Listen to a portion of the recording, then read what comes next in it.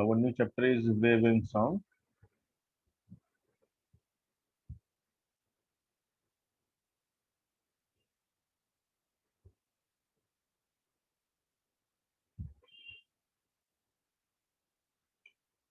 So although it's two separate chapter in SC Verma, but we will study in uh, mix of both. So variety of things are common in both the chapters. So the chapter name actually in SC Verma is Wave in a String, and then we have chapter called Sound Wave. So when we say wave in a string, basically we refer to the transverse wave, and the sound wave is the longitudinal wave.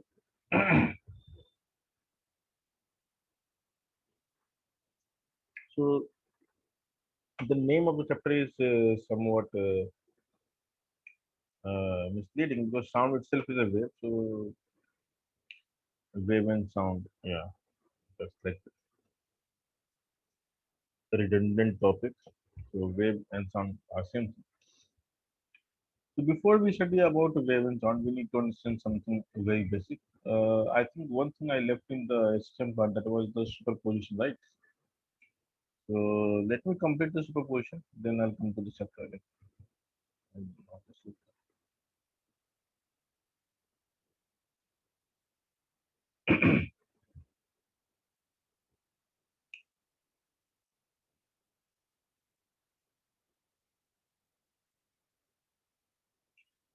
So superposition theorem is a property of any linear system,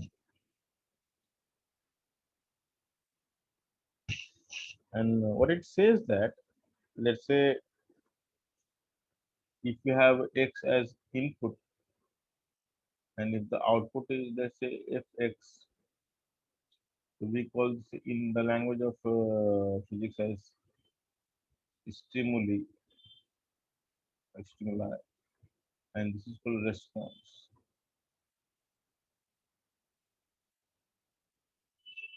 So every input will have output, and what superposition theorem says that for a linear system, if x results into the output fx and y results into the output fy, so what happens if you give the input as sum of the two? And the answer is, if the stimuli are added, so the response of the sum of the system, so the response of the sum of the system, I mean sum of the stimuli, is equals to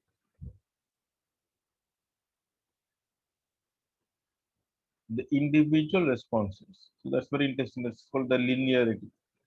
This property is called linearity, and this is called additivity property. So for any linear system, there is a condition that if you have sum of response, I mean, if you want to know the like what is the response of two stimuli, so it is as good as writing, I mean, response of each individual stimuli, assuming if they are acting alone. If only X will act, then we know the answer. If only Y will act, we know the answer. So if both will act together, then again we know the answer because of the superposition theorem. So in every superposition theorem, let's say if I write 2x, so we can write this as f of x plus x, and using the principle of additivity, I mean additivity property, not principle, we can write this as f of x plus f of x,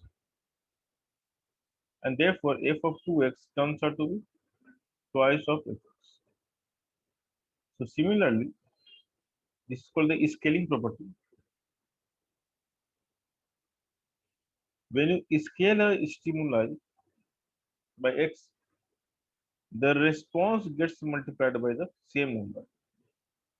So let's say x is the stimuli, you multiply with number a, then this will result into the output, which is A times Fx. So this is the scaling property, the scaling feature. Okay, and there is another name for this. This is also called homogeneity.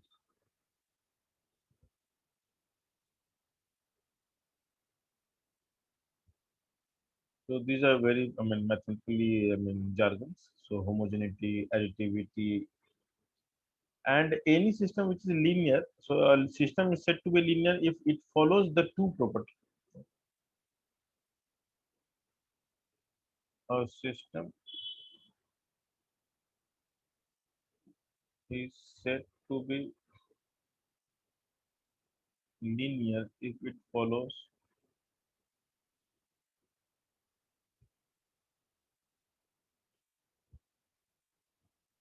additivity and homogeneity.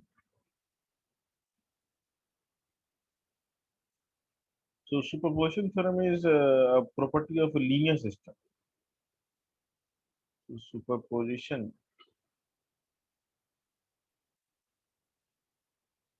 theorem is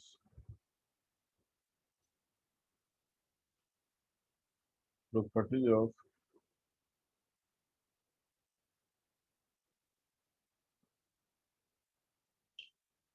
So this theorem is not only used in physics, I mean, it is also used in mathematics. And to understand this in deep, you need to at least do the masters very close. So at our level, what we learn is just like some sort of formula, like what is superposition theorem. So it says that okay, if we have,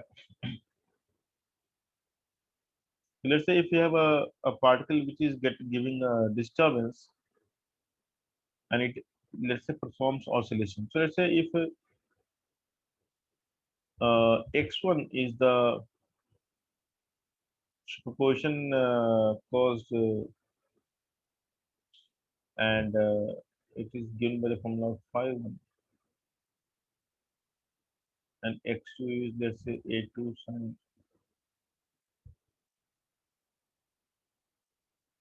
So what you're looking at right now is the 2 SHM.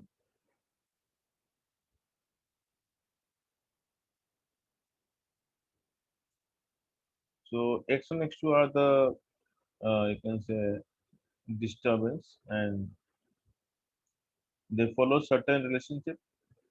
Now for any SHM to be, I mean, following them, and for the SHM to follow the principle of superposition, the rule is,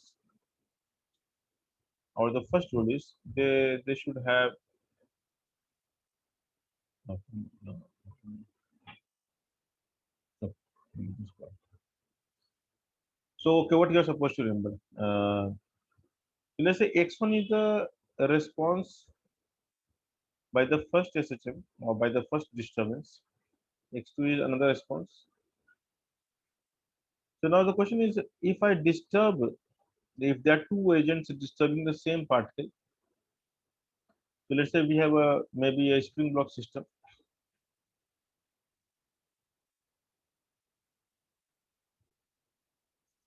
The first, let's say, the agent is trying to give a gentle push up to.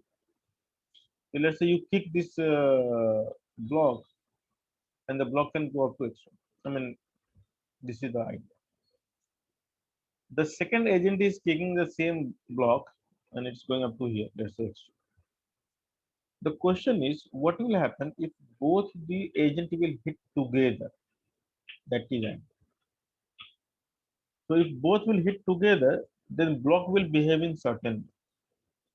And we are trying to understand in what particular way the block will behave. What will be its amplitude? So we know, let's say, the amplitude due to the first agent is capital A1, and the agent 2 will create the amplitude of A2. So now I'm looking for the relation that what will happen if both will hit together when they will work simultaneously. So when the agents will work simultaneously, then the net response, because the resultant will be linear combination of the two responses. So this is exactly what we call superposition theorem.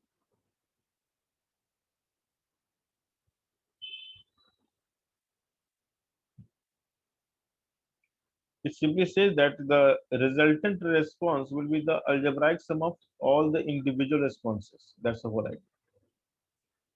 So the theorem says that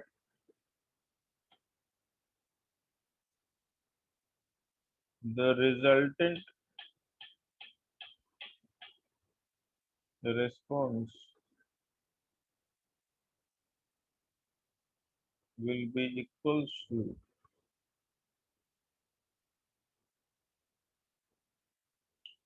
algebraic sum of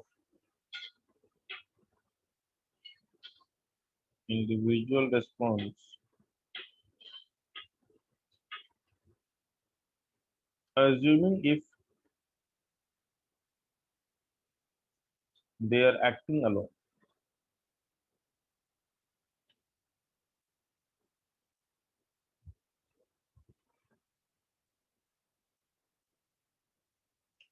So what does it mean that if the only first agent is acting, then what is the displacement? If only second agent is acting, then what is the displacement? Okay. So when they will act together, then what will be the net amplitude or net displacement? So the resultant displacement is sum of the displacement caused by individual action. You can just add these two algebraically. This is called the superposition theorem. So if we apply the same, the resultant becomes A1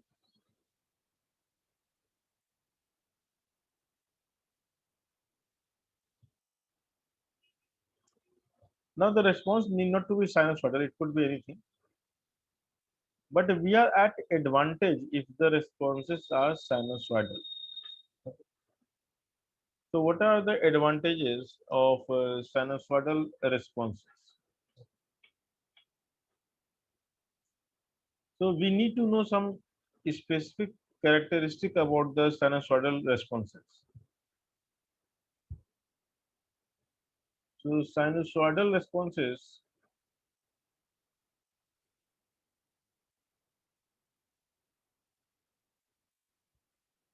are very special.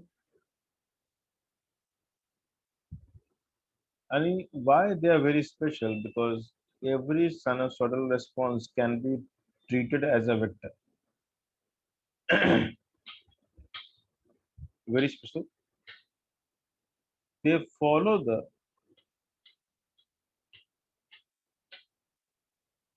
rules of vector addition. So every sinusoidal term, or let's say if you're solving any trigonometric equation, and if you know that this equation is sinusoidal, which means it is either sine function or cosine function, then you are very lucky. You can solve the question geometrically instead of solving using the the expansion of using the trigonometric identities. You can just solve geometrically. So addition of sinusoidal function can be done geometrically. So that's the crux of sinusoidal function. Addition of sinusoidal responses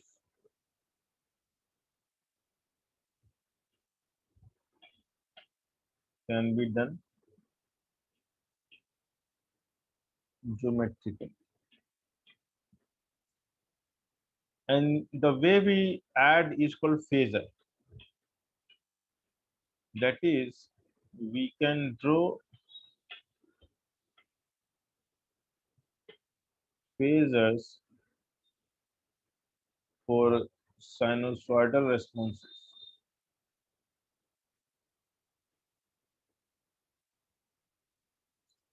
What is phasor?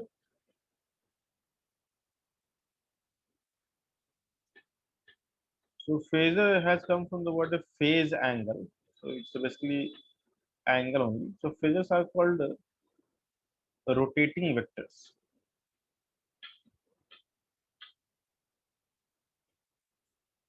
If you remember the SHM chapter, in the SHM chapter, we did something like every SHM we can represent as rotating vectors. Uniform shape. Do you remember? Okay. Yes.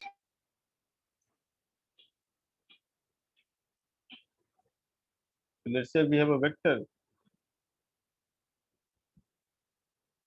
and this vector can change the direction. So the phasor location at t equals to 0 is called phi, or we call initial phase. You move around the circle with omega angular speed. So after time t, the vector will be here, or you can say the phasor will be here after turning omega t. And so the total phase from the reference line, this is called the reference line.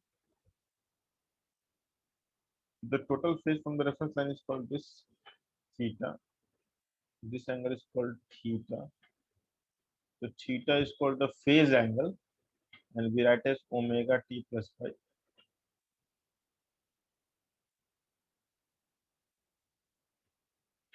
Theta is called phase angle. This is called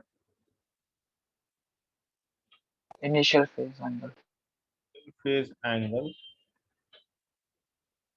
And because of very common usage, the word angle we drop because that's very much understood. So initial phase is the name for it. No one says initial phase angle, but these are angles.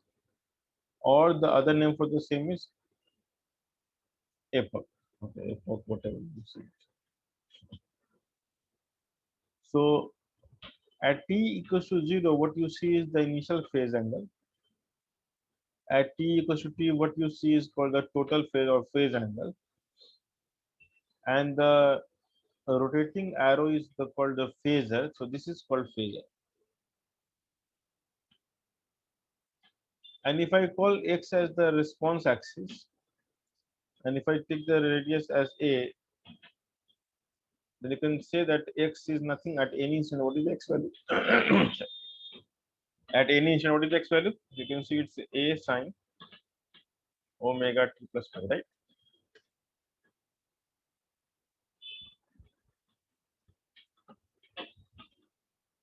So this is x, and you can draw a triangle to find the x value.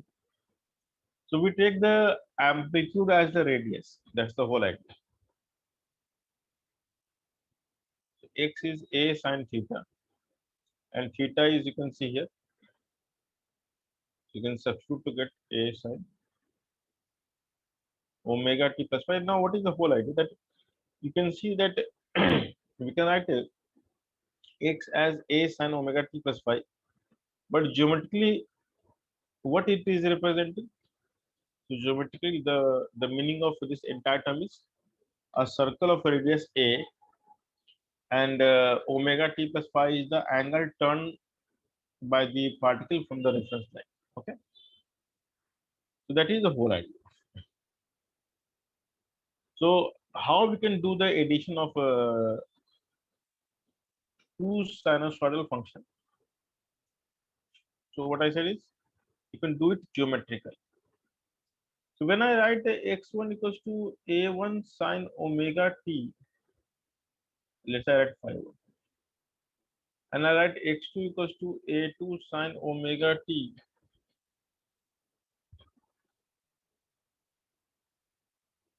So what I'm trying to explain here is that this can be represented as two circles,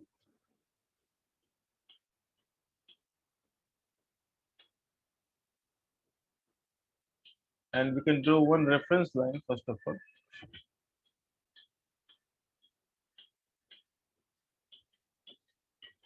You can say the one circle as a1, other as a2. So you can see that the first is, so what we do is to, because omega t is common to both of them, so we take the reference line as omega t. That's it.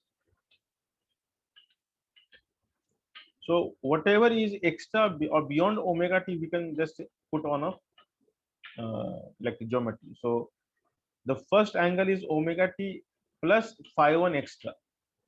So assuming the reference itself is representing omega t, phi 1 extra means we can represent the first vector at an angle of phi 1,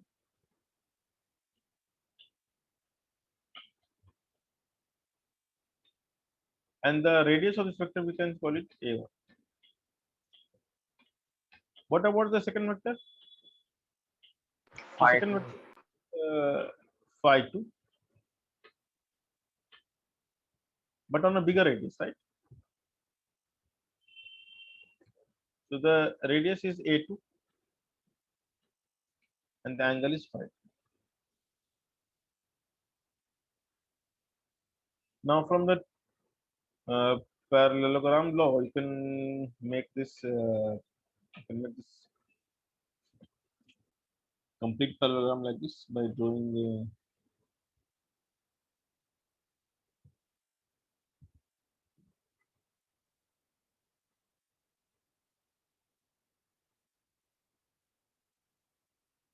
You can see clearly that we are able to draw the parallelogram. So what will be the resultant of this?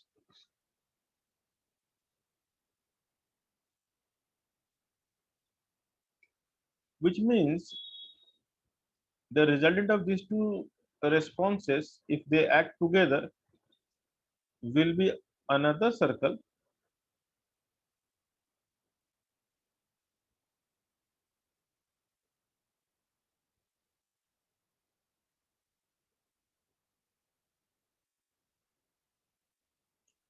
you can see something interesting here.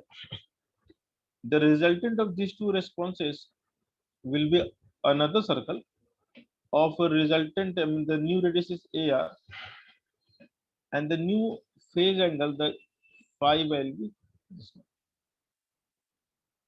That is the geometrical interpretation of the addition principle. Like how, what is the meaning of addition? What when you add something, then what does it mean? And therefore, the x resultant we can write directly from the diagram as AR sin omega t plus phi. So now the effort is to find AR and phi, because we know how to write it, because this is the new radius and this is the angle from the reference line. So once we are able to find these two values, phi and AR, we are done. Now here things are simple. Why simple? Because we have two vectors and we know how to find the resultant of two vectors. So AR we can just write as under root of A1 square plus A2 square plus twice A1 A2. What we should write here? Cos of Phi 2 minus phi 1. phi 2 minus phi 1. So you can see that finding the resultant is pretty easy. Just you have to use the vector. But what if we have more than two summation? Then this will not work. So we use the analytical method from vector. If you remember, what is the analytical method? Using I cap and j cap, right? Yes. So to solve a question analytically, we can call this as y-axis. This is x-axis, and don't do it on the same circle. This is just a way of thinking. So okay, you might be getting confused that I'm calling x and y similarly. So what we do is we write every term as a1 vector, a1 cos phi 1 I cap plus a2 cos phi 2 I cap. Or you can, what you can do is, the better way of writing will be to find the x component of resultant, just add all the x components. So you can say a1 cos phi 1 plus a2 cos phi 2. So we are getting all the x component. To find the y component, what we can do? Just add all the y components. So a1 sin phi 1 plus a2 sin phi. So to find the net, what we can do? Under root of x component square plus y component square, right? This is what we do. Yes. Now this method is nice because we can do it for any number of a's. So need not to be only two. And if you square and add, you will get the same answer, but a bit lengthy.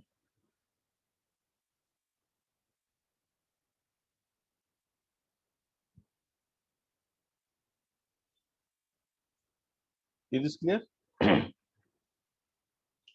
And in fact, Yes. even if you're solving, let's say, any question of a trigonometry, and if you're adding multiple sinusoids, the whole idea is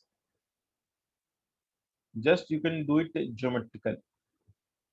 Understood?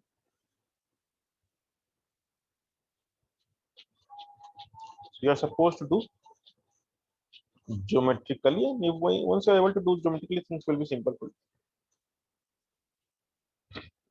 So there is a very famous question that everyone solves.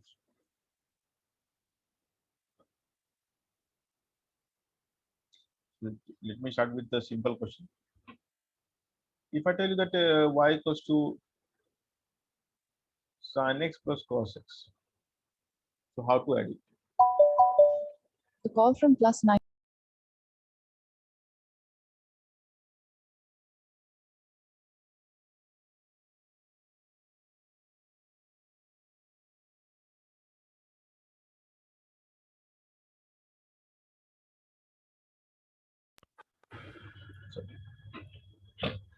So how to add these two sinusoidal functions, because both are sinusoidal. So if you look carefully, the first is sin x, the second we can write as sin x plus pi by. So sin 90 plus theta is cos. Okay. So the way of writing is we have to write x first and then we have to add or subtract some number. So we cannot write pi by 2 minus x because that is not the way of writing. And now if you compare, I mean, this is easy now. If I take a reference line, so the first function is along the reference. You can now what is the amplitude of each function? 1 and 1. So first one is along the line, the reference itself, because we have x plus, so we are calling this as reference as x. So first is along the reference, so we can call it 1 along the reference. Second is pi by 2 ahead. So this plus means you have to turn anti-clockwise by pi by 2. That's the meaning. So plus means turn anti-clockwise and minus means turn clockwise. Now we have two vectors of length 1 and 1 at right angle. What is the resultant? Root 2. Root 2. And what is the angle? 45. So the resultant y, can we write y as root 2 sine x plus 45?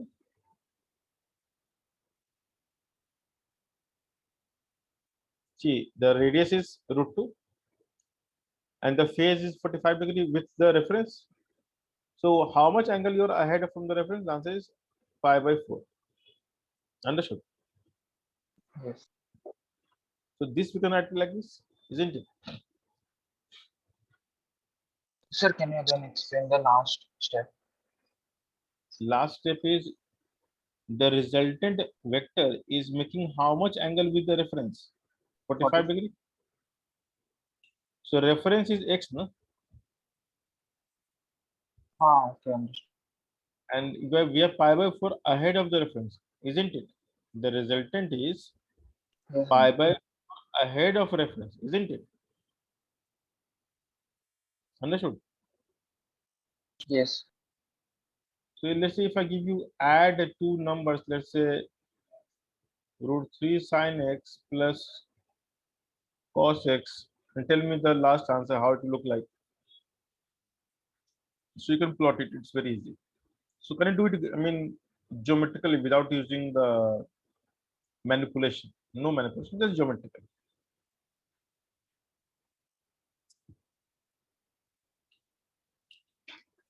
So you can take the reference as x because here we have x.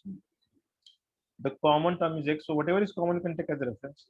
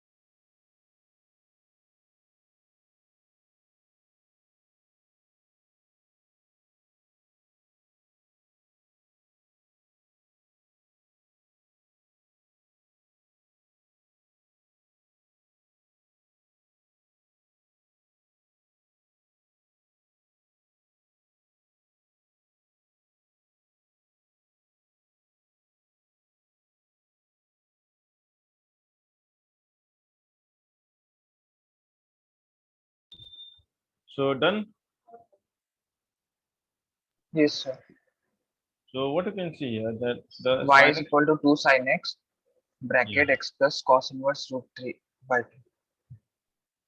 So this is root 3 and this is the other term is 1, right? So the resultant is this one, which is 2, right? And the Yes. angle we can say phi beyond x, and the phi we can write as tan phi equals to 1 by root 3, which is basically pi by 6, luckily. So we have simple answer. So y we can write as 2 sine 2 sin x. x plus sin x. So we should know how to write how to add trigonometric function. So for adding two values, this is the nice way. But what if we have to add maybe something more like 2 sin x and then plus 3 cos x and whatever. So if I keep on adding, then you have to keep on drawing all those diagrams. So you will have two more in the same line, then three more on the same line. Okay, and then you have to add all the x value, all the y value together. So this is definitely 3 plus 1 is 4, and this is 2 plus root 3, and then we have to add square and add and get the answer. So adding sinusoidal function is pretty easy. It's a geometrical task, and that is why we really appreciate the sinusoidal functions because they behave linearly. So they follows the vector rules, and their application is everywhere throughout science, not only physics, anyway. So if you recall the SHM equation, it is also sinusoidal, and therefore SHM, because SHM is sinusoidal, it is bound to follow the linearity principle. So that is the benefit of SHM. So what we are going to do is we add SHM, which is as good as saying we add two sinusoidal functions. Okay. So if we have, okay, that's what we do. So you can solve any question of superposition. So if you have the sheet, you can just go and check if there are some questions given, and you can see that how easy is those questions. You can just do it mentally. You have sheet of SHM. Yes. So do it. So you can just open the sheet and there is one question. You can find some question. So at least do one or two questions just for your own confidence. Then I'll go to the next one.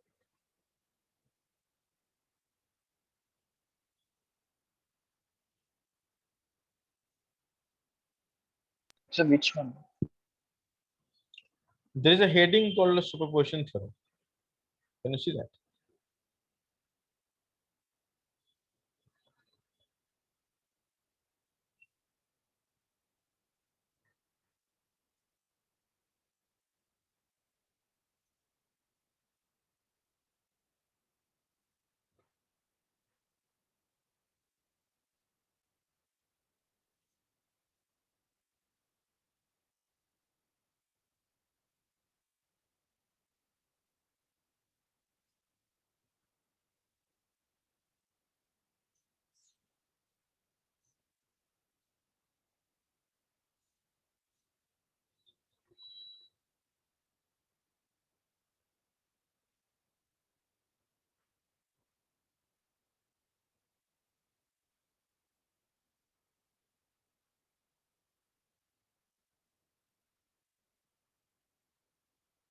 So can you tell the page number? Just a minute.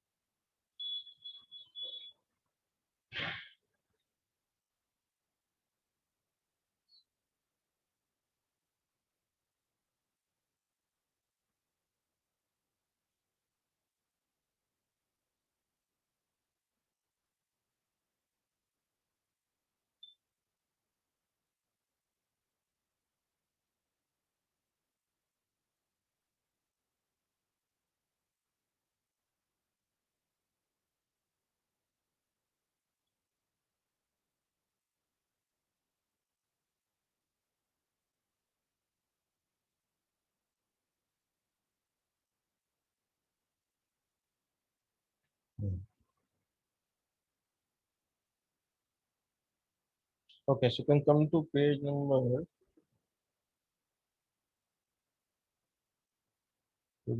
8. Page number 8. You can see question section F. Can you see? Yes. And below that also you can see the damped oscillation. So in last class we had the damped oscillation. Yes. So all questions from damp also you can now solve the section F 1 to 3. That's very easy. Just you have to add and solve it.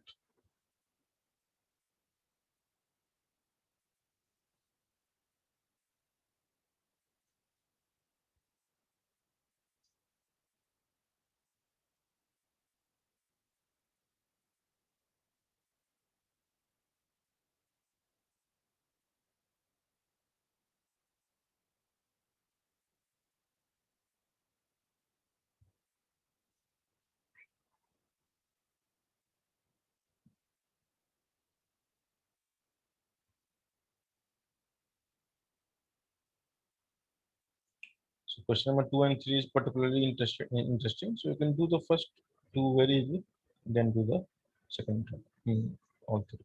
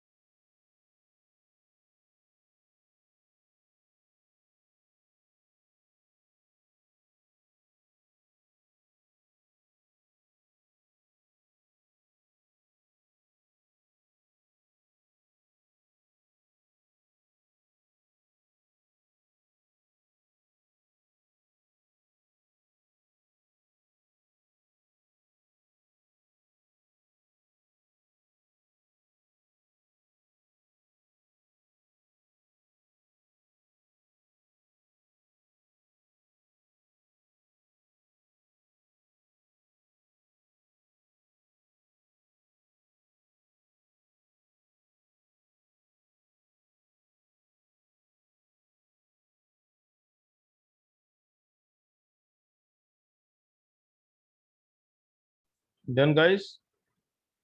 So All solving three. the second one. And you can also match the answer in the meanwhile. Okay?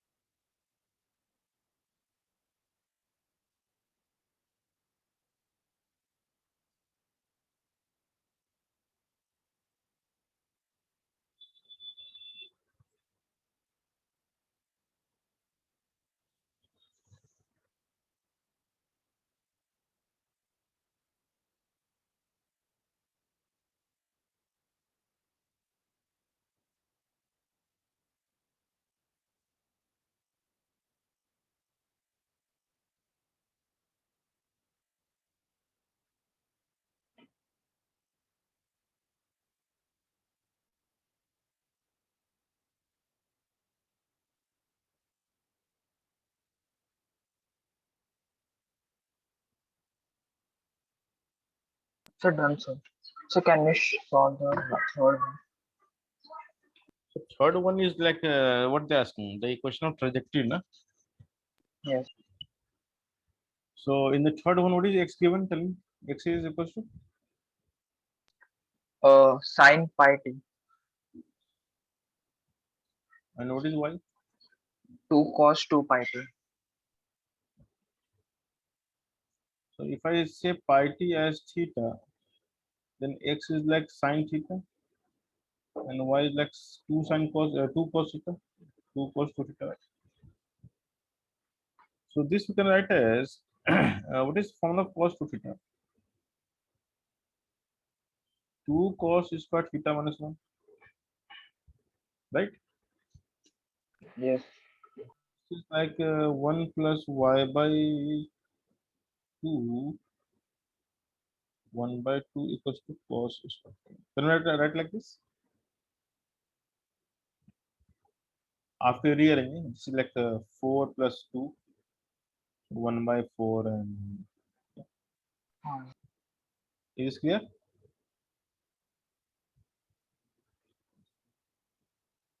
So what you Yes. can realize that this we can, if we square this is x square equals to sine square theta.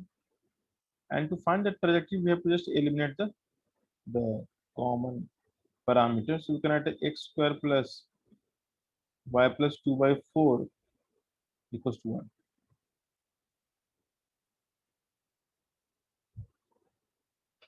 So if I add 1 to, I'll get rid of theta, right? Is this clear? Yes, I understand.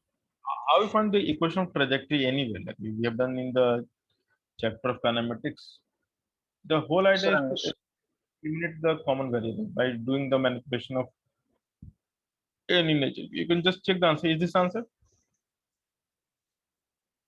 also checking.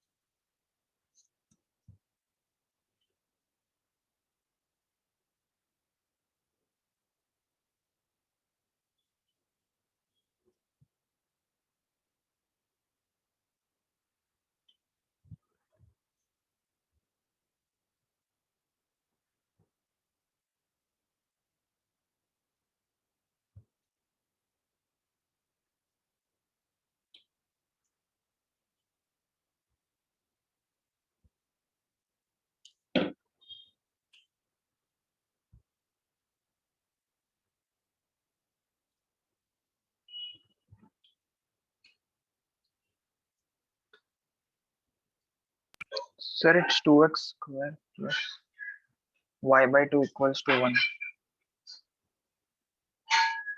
Pepper? Plus Why? y by 2 equals 1. Then if you rearrange, you get the same answer, right? X square plus y by 4 plus 1 by 2 equals to 1 by 2. This is sorry, equals to 1. So this implies x square plus y by 4 is half. So if you multiply by 2 both sides, what you get? 2x square plus y by 2 equals to 1. Same thing, just you have to rearrange. Okay, is this clear? Yes.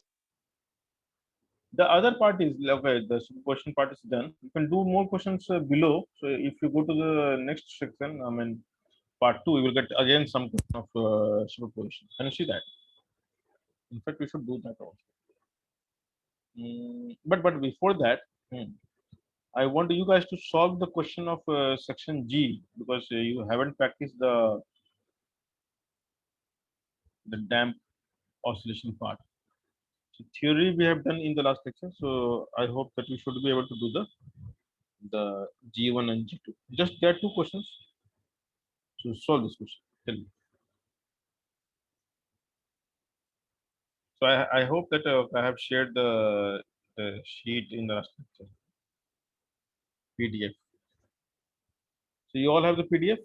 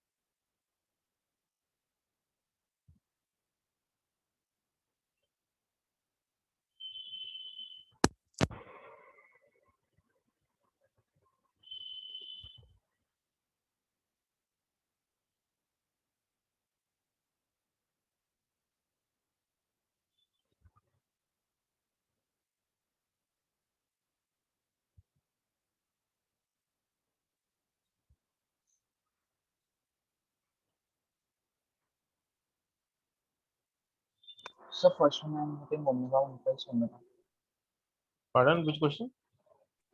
G first one. So what is happening? Not able to do. Omega 1 equals omega 2. Okay, okay. In forced oscillation of particle, the amplitude is maximum for frequency omega 1 of the force. So omega 1 is the natural frequency, right? While energy is maximum for the frequency omega 2 of the force. So what is the relationship between omega 1 and omega 2? Ah,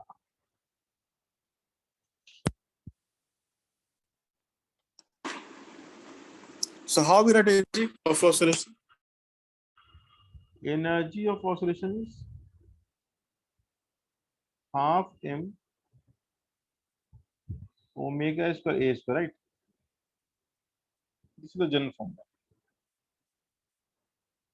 So let's say the force is having omega 2 is the force, I mean frequency of force, and amplitude of a forced oscillation is f naught by m omega natural minus omega 2 square. Correct? This is how we write for this.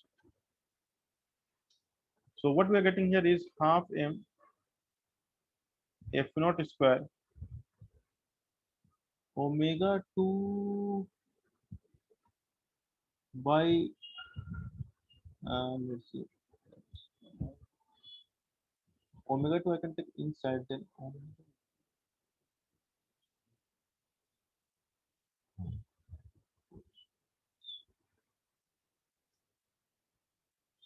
so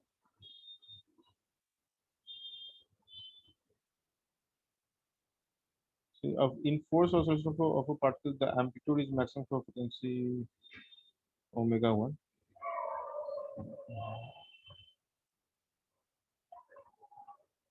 Okay. So,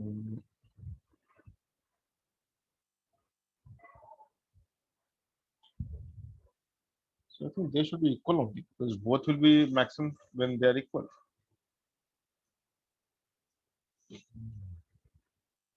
What is the answer given? Are they equal? So check.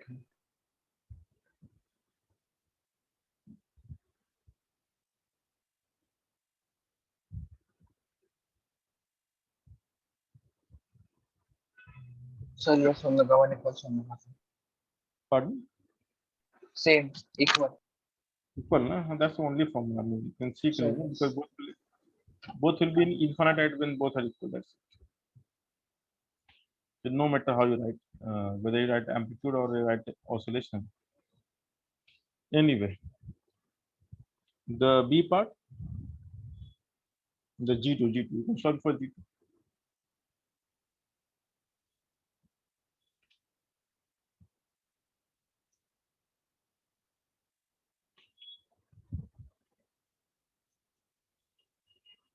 Sir, are we going to start wave and sound today? Yes. So once you practice all this thing, we can start.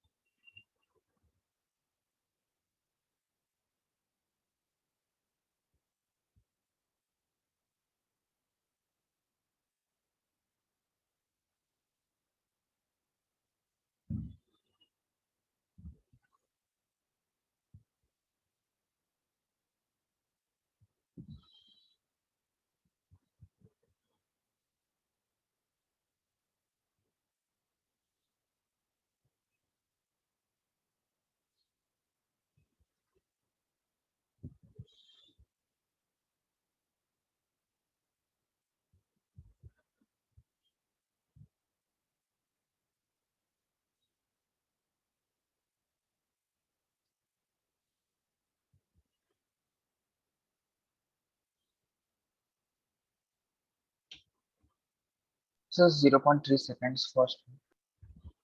Check the answer. No, you have the answer. Check.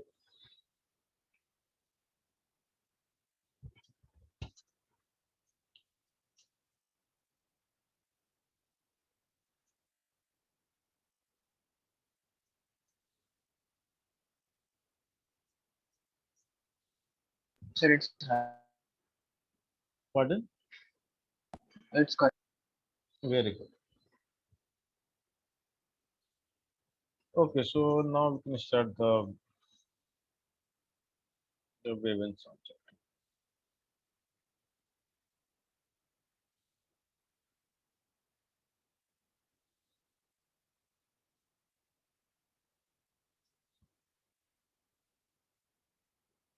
So what is wave?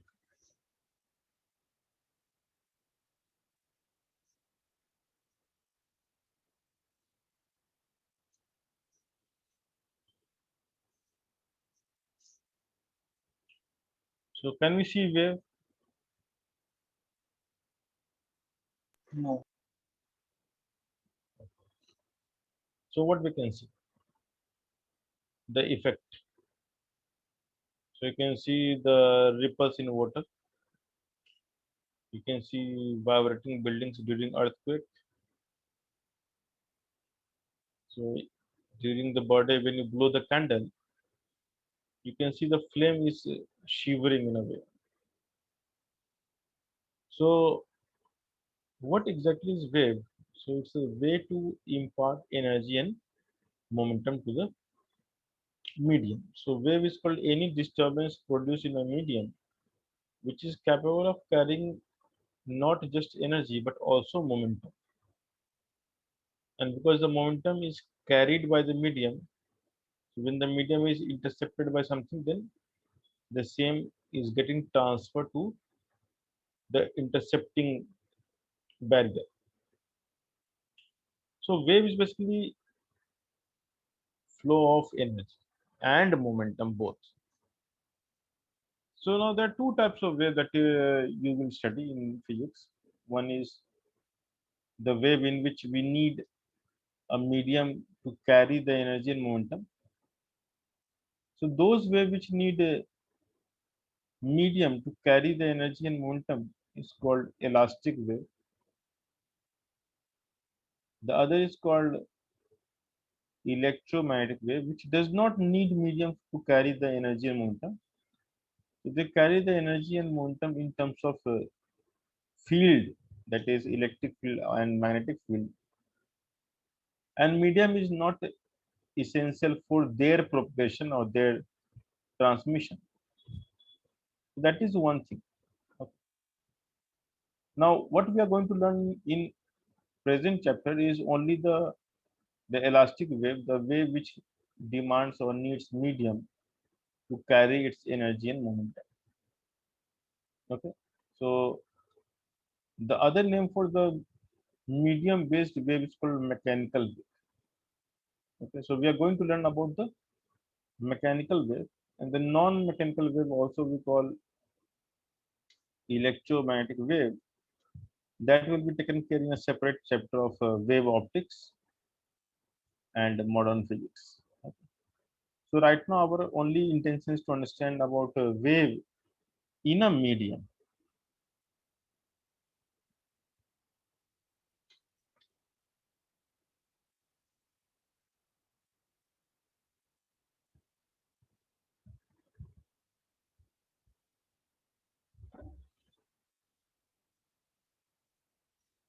Okay. So what we can say wave in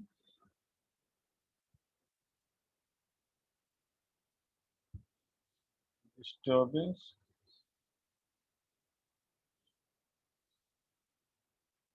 produced in a medium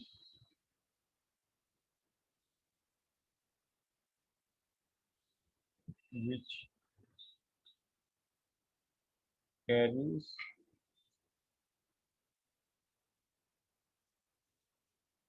energy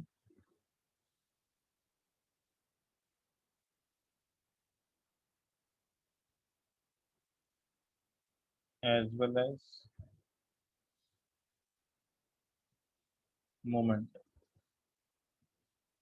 So medium is the carrier of energy and momentum. Wave is the concept, and every disturbance is created by some agent. So let's say you are the agent, I am the agent. So I'm saying something right away. So right now, whatever I'm saying, I'm actually exhaling the air, a burst of air from my lungs or stomach, and the air is gushing through my vocal. I mean, you can say vocal cord. It hits the vocal cord in the wind tube or windpipe, and the vocal cords are set into oscillation, and then I'm making the different gesture to create a particular sound frequency. So my lips, tongue, everything is in motion, and this process of moving the mouth is called modulation. So I am modulating or creating a particular tone. Okay. So this is the complex process. Like the sound which you hear, the way we speak. So the speaking is a process of creating a particular frequency, and because the same frequency is also taught to everyone, we all have learned in school how to understand that frequency by representing in terms of some alphabet. So we have the pictorial representation of the sound frequency. So we when we say A or B or C or D or K, K, G, H or Alif, Bete, every time you're saying some alphabet, you're trying to create one particular frequency. So the text to speech is a very interesting. I mean, how the birth of symbol took place. I mean, of course, no one knows. But somewhere in the past, someone created the script based on the speech, and the birth of script uh, simply changed the civilization because it gave the ability to write and read, and that's why I mean the human as an individual has gone much ahead in terms of other living species on Earth. So we have the ability to read and write. We converted the way of communication into text, and that made this entire revolution possible in the universe. I mean, of course, in the world. So the whole idea of wave is like there is some agent who will do some work, will create the energy and momentum, will impart to the immediate contact. Then the medium is composed of particles. These particles will receive those energy and momentum, will try to move from their equilibrium position, will hit the next layer. The next layer will do the same thing, and this is how the energy will propagate.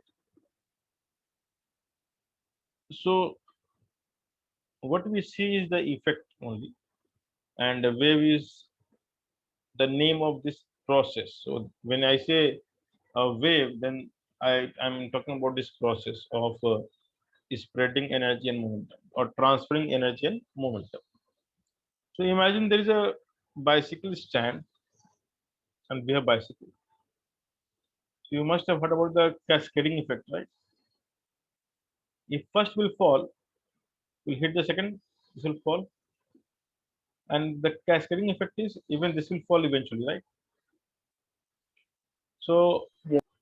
the disturbance which you created here will travel, and eventually will reach here. But how we will come to know that disturbance has traveled here? Because the bicycle will fall. So now we know that disturbance has traveled from the left to the right end. Now bicycles are not actually moving from left to right. They are just moving left to right of their original position. That's called the mean position.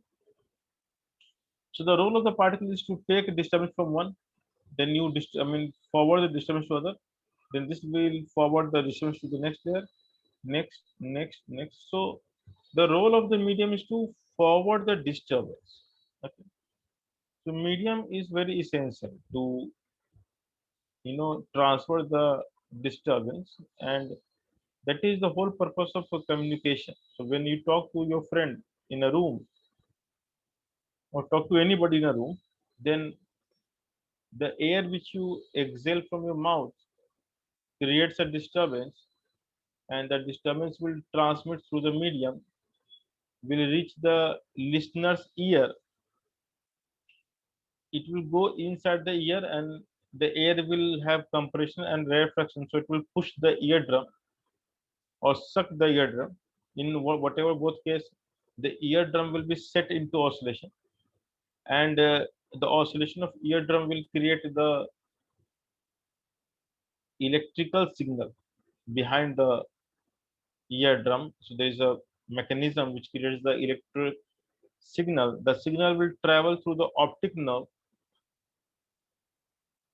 and the neurons will receive those signals, and we have a part of brain which will interpret that as sound.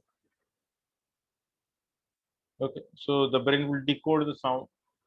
So we have learned how to decode the various frequencies, and we have learned to read and write and speak.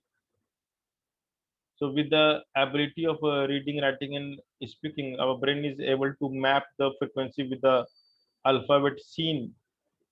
And once you see the or visualize the alphabet in your brain, you know how to speak back that alphabet. So this is there is a very complex process. Our brain is doing a lot of things at the same time to process the information, to fetch the information, to fetch the learning from the past, and then you do all the permutation and combination of all the information in your brain to produce some new information, which is the combination of the old information. So as a human brain, we are not intelligent enough to create something new, but we are intelligent enough to make a good permutation and combination of the information we have. So as you gain more and more knowledge, your permutation combination skill will be better, because you will have more information to churn and create something new. So the knowledge is a different aspect. And what is IQ? IQ is the ability to permutate and combine, create the combination. So the permutation combination is called IQ, and knowledge is called what you kind of absorb the information from the external world. So the knowledgeable person cannot be and need not to be intelligent person, and vice versa. So someone who is very intelligent need not to be knowledgeable, because they are different things. So what we say when we say IQ only refers to the ability to do all this processing part. Someone with high IQ can process given set of information in more complex way. Less IQ means he cannot process as fast as the high IQ person. And knowledge is called the information which you have in your brain. So you can think IQ as the RAM capacity, and knowledge is like the hard drive capacity. Okay. So one should not be confused with the other. So if you are having high IQ, there is no guarantee that you are knowledgeable. And if someone is very knowledgeable, there is no guarantee that he is having high IQ. Both are very distinct property of human brain. So wave is a very, very interesting phenomenon. So you create a deforming disturbance at one particular point. The disturbance we create will carry the energy and momentum. Okay. Now, if the disturbance is periodic in nature, then the energy and momentum will also behave in a periodic fashion. And everything which is periodic will have some frequency. And the disturbance, the property of medium is that it maintains the periodicity of the disturbance. So although as the information will go far from the source, it will become less in intensity. So the intensity or energy wise, it will be less, because energy wise means it will be absorbed by the medium. What will not change is the frequency wise. So whatever frequency you generate, the frequency will remain same. So medium never disturbs the frequency. and that is very important. So you may hear feeble sound or a loud sound. That is called intensity. We'll come to that later on. But what we mean by intensity. But the frequency is the characteristic which remains intact even though it is going far from the source. Okay. So medium never disturbs the frequency parameter, like the way you change the or make your oscillation. So when the information is carried by the medium, the property which remains intact is called frequency. And that is why any listener, if I'm saying A to you, hopefully you're going to listen to A only. Now frequency is only disturbed when the listener starts moving. Okay. So for a moving listener, things can be different. So the motion creates a change of frequency that we'll study as something called Doppler's effect at the end of this chapter. So Doppler effect is all about change of frequency to the listener when the motion is performed. There is a relative motion between the listener and the source. Okay. But as long as these two things are stationary, medium never plays the role of changing the frequency. So the medium will always try to maintain the frequency. Okay, that's the role of medium. Okay.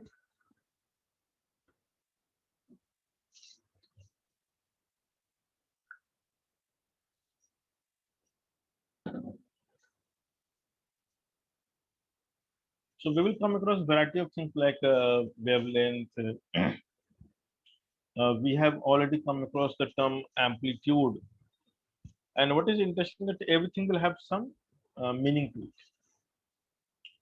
So frequency is like the way you produce a signal. Like you make a certain sort of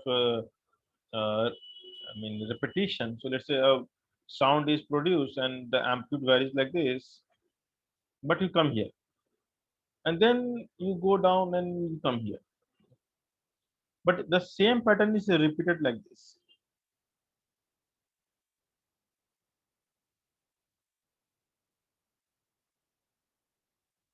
So we can see that this pattern, although very complex, is repeated again. Imagine this is symmetrical. So if you repeat the pattern, it means the frequency is maintained. So this is the same frequency. Okay. Medium never affects this pattern. So what medium will do is, medium will reduce the size. So the height will decrease, but the shape remains. You can think like shape and size. So shape is same and size are different. Medium can affect the size but not the shape. This is how you can remember. So the way to understand the size is called amplitude of a wave.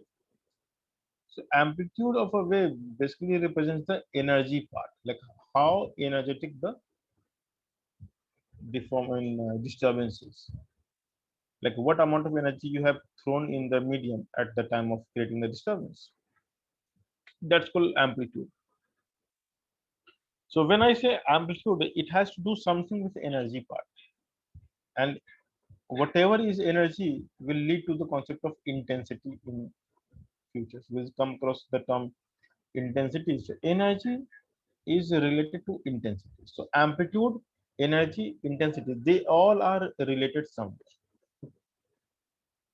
What is frequency? So we say how many times you disturb the medium per second. That's it. So let's say if I'm expecting something, so I'm disturbing the medium. So how many times I disturb the medium? That's called frequency. So let's say if I give you one bucket of water, and if I give you a small spoon, okay, and I'm telling you that you have to take water from the spoon from the bucket and throw it out.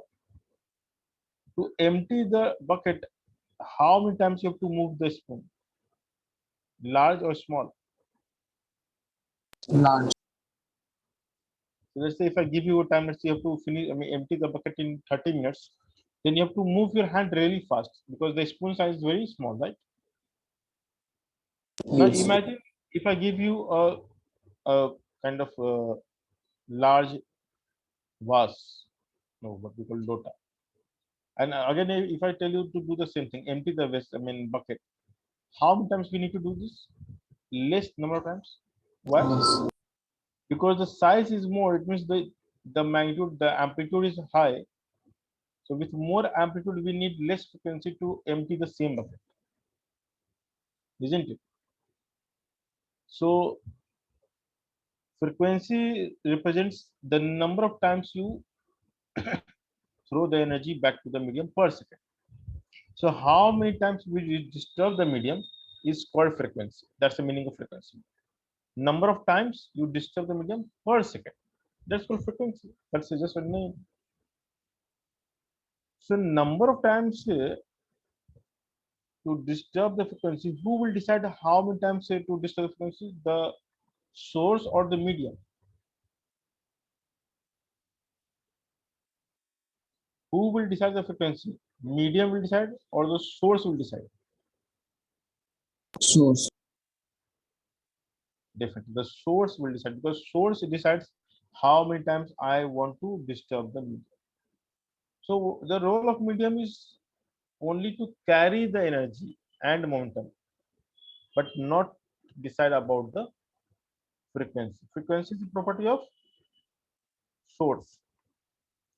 So what we need to remember? Frequency is the property of source. Okay, who decides the initial amplitude? Medium or source?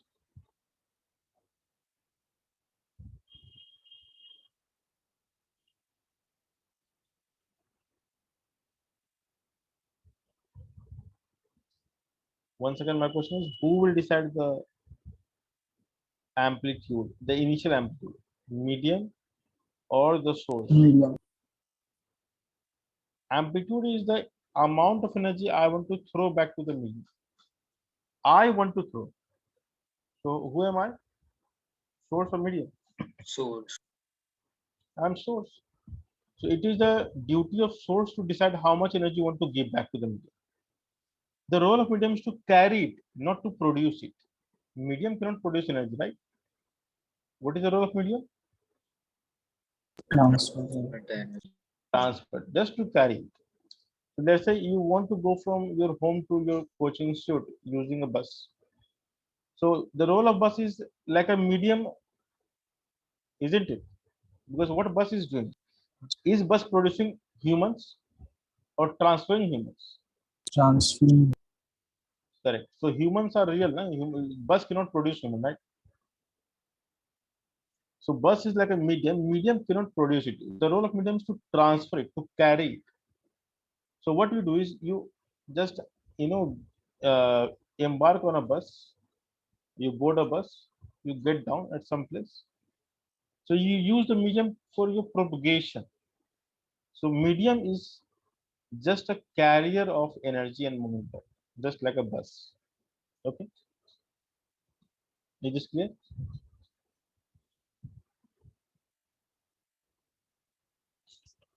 Is this clear? Yes, sir. Okay. So we first of all in this chapter, what we need to understand is the role of everything. So who decides the frequency? Source or agent. Who decides the amplitude or energy or intensity? Source or the agent. Okay. The initial value. Okay. Now, as you pass through the medium, medium may dissipate your energy. Medium may eat away your energy, absorb your energy. So the role of medium is to attenuate the energy. So the amplitude or the intensity, everything else. So when you move through the dissipative medium or dispersive medium, what we call dispersive medium, the amplitude will vary. Okay. In our syllabus, those complexity we have to ignore. In our syllabus, we assume our medium to be non-dissipative, which is a very hypothetical assumption. In reality, there is nothing like non-dissipative medium. Now, we do have nowadays example of a non-dissipative medium, and the one of them which is very famous and used by most of us is called optical fiber. So in optical fiber, the signal or the information or the energy is lost close to zero. So every information that we transmit at one end, it reaches the other end without diminishing. So that prevents the boosting mechanism. So we need not to boost the signal every now and then while transferring. So let's say if we have the optical fiber cable right away from the Atlantic Ocean to Asia, so any signal which you produce there can be transmitted here back to India also, in almost no time and without any disturbance. So the optical fiber is actually used in reality. So all the big companies and their servers, they employ the optical fiber cable network from their server location to the different part of the world. So you cannot believe that we do have a physical cable which is somewhere close to the coast of Australia and coming to your house by some internet provider, and what you are really enjoying is called internet. So internet is not something fictitious, it is purely a physical transmission of information from some physical source located somewhere remotely. And to transmit, what we need is the energy. We need some electrical supply of energy. And that is why to maintain the internet across the world 24 into 7, the energy consumption has increased many folds. Okay. So the whole idea of maintaining the information across the world is to maintain a connection. So we need to maintain the electrical connection from the physical server till your internet. So the Wi-Fi concept and whatever concept which you use, these are local transmission concepts. So from the physical device, it is transmitted to a low distance or a small distance range, and our machine is able to pick these information signals and decode back into information. So that's why it looks like it is a non-physical thing, but in reality, all internet facility which you consume is purely a physical thing. So information is actually taken from a physical device and it is coming to close to your home, where it is retransmitted as a packets in a like a electromagnetic signal form, and the various devices that we have, it is able to pick those packets. So earlier we had the GPRS, called the General Packet Receiving System. So these are packets of information. Okay. Anyway, so the whole idea of wave, I mean, now what I have done is I have mixed the electromagnetic wave with the physical wave, but our prime focus here is the mechanical wave or the physical wave. But now we do both of them. So in the electrical world, I mean, we transmit as signal as a current actually, and the current or the voltage, it gets transferred across the various fiber optical cable, uh, optic fiber cable basically, and this cable runs across the world. So there is a physical thing everywhere across the world actually. And these servers are maintained at very high cost. So to reduce the power consumption, Microsoft and other companies, they have kept their server in the Atlantic Ocean, because by default the Atlantic Ocean is very cool. The water is really, I mean, sub-zero, or you can say zero only, and they keep the server below it. Okay, so they don't keep server only at one place in order to, I mean, save the information of the world, because everyone's data is kept in a physical server, and so let's say if there's a world war, then it may get destroyed. So they establish a different location across the world. So one is in Australia, other is in some other place. So there's some secret place also, which is earthquake proof or nuclear uh, bomb proof, because to save the information, it means so that we can recreate the world easily. Let's say we have developed so many coding for various infrastructure, let's say to fly a rocket, I mean, to launch a rocket, a spaceship in space, we need a lot of coding. So these codings are saved somewhere. Okay, so we need not to recreate all this thing, because it took, I mean, almost 50 years to recreate. Okay. Not 50 years, maybe 100 years or more than that. So we do not want to create those things again. That's why everything is saved somewhere in the server. And the servers are connected with a physical device. Okay. So the wave is a name of the process. So what we say, what is wave? Any disturbance which you produce in a medium is called wave. What wave will do? So wave will carry the energy and momentum. Okay. So which carries energy as well as momentum. Now energy and momentum always comes together. We know that even the kinetic energy we can write as p square by 2m. So energy and momentum are always present together. So we cannot eliminate one or the other. So even a photon which is a carrier of energy will also have momentum. We know the photon energy h by lambda we have studied. So anything which is having the energy will have the momentum. Okay. And you will come to know later on that energy and momentum having the relation. Momentum is energy upon c for EM waves. Okay. So this is not the present topic, but we need to remember that they always come together. So we have some terminologies that we need to know. So we have terms like frequency. So what is frequency? So number of oscillations completed per second, right? Number of oscillation per second.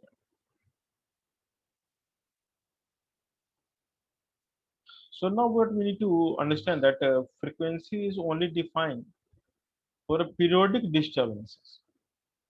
So you may disturb a medium aperiodically. In case of aperiodic disturbance, we cannot define the frequency concept. Okay. But if we have a periodic disturbance, then we have a frequency concept. So what we need to understand that frequency, wavelength, these two terms are only meaningful if the disturbance is periodic. So you let's say you disturb the medium periodically, okay, then this is possible.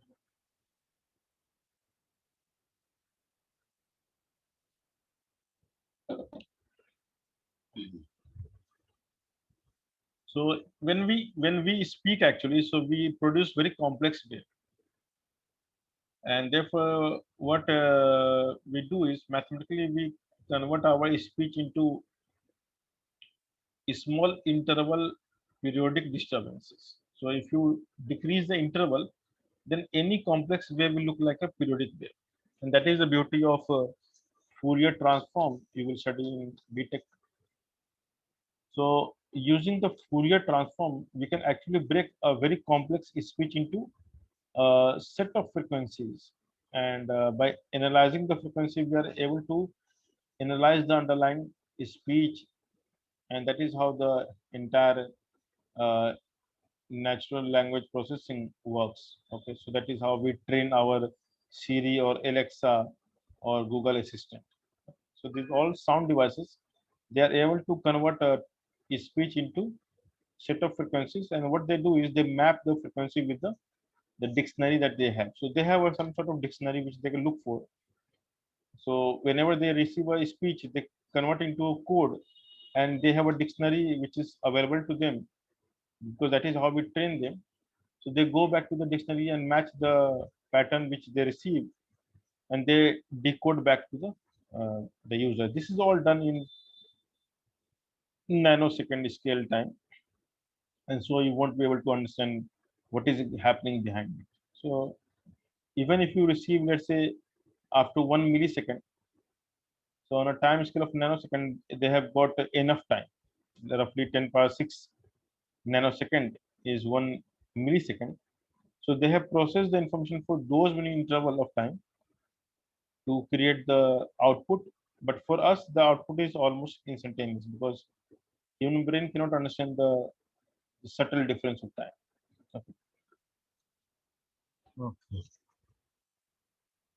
So what we need to understand in this chapter is like the meaning of all. So what is frequency?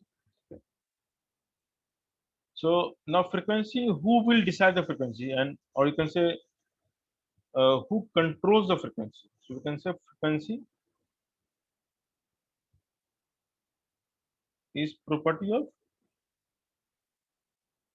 of what? Source. Because if I have to disturb the medium, then I will decide how many times I want to disturb the medium, right? So medium cannot decide the frequency. That's why we say that when a wave goes from one medium to another medium, what remains same? The answer is hello, hello. So when a wave goes from one medium to another medium, let's say a sound wave or any wave is going from the air to water, so what remains same? Frequency. The frequency remains the same. Correct. So frequency is something that you cannot change. Only any other things we can will come to know. So what will change? What will I mean? What medium decides is called the wave velocity.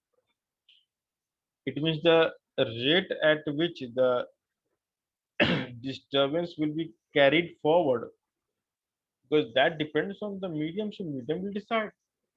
Okay. So what is the amplitude doing here?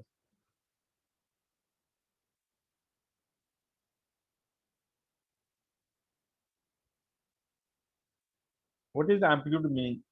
So when you have a disturbance, and if the disturbance is of high energy disturbance, let's say if you speak from stomach, we say ventriloquist.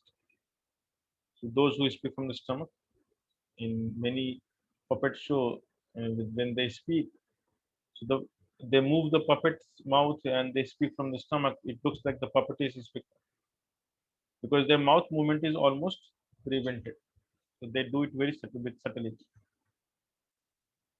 So the whole idea is when we exhaust a large amount of, let's say, air from my stomach, I create a high or big amplitude of disturbance. So the disturbance will have large amplitude. So more the energy which we throw at once represents how big the amplitude is. Okay. So how much energy you throw, that's very important. So more the energy you throw at once, that is the large amplitude. Is this clear? Yes, sir. So tell me, what is why we are able to hear the lions roar from miles away? So lions roar because lion will have the big stomach. So what he does, it will throw out a large gush of air from his mouth. And that much air which comes at once, even though medium will absorb, will travel miles away with the same intensity. So you can imagine that the intensity or the amplitude is so high that it can be heard even miles away. But what about the frequency of the lion? How often he makes that roar? Very often or less often?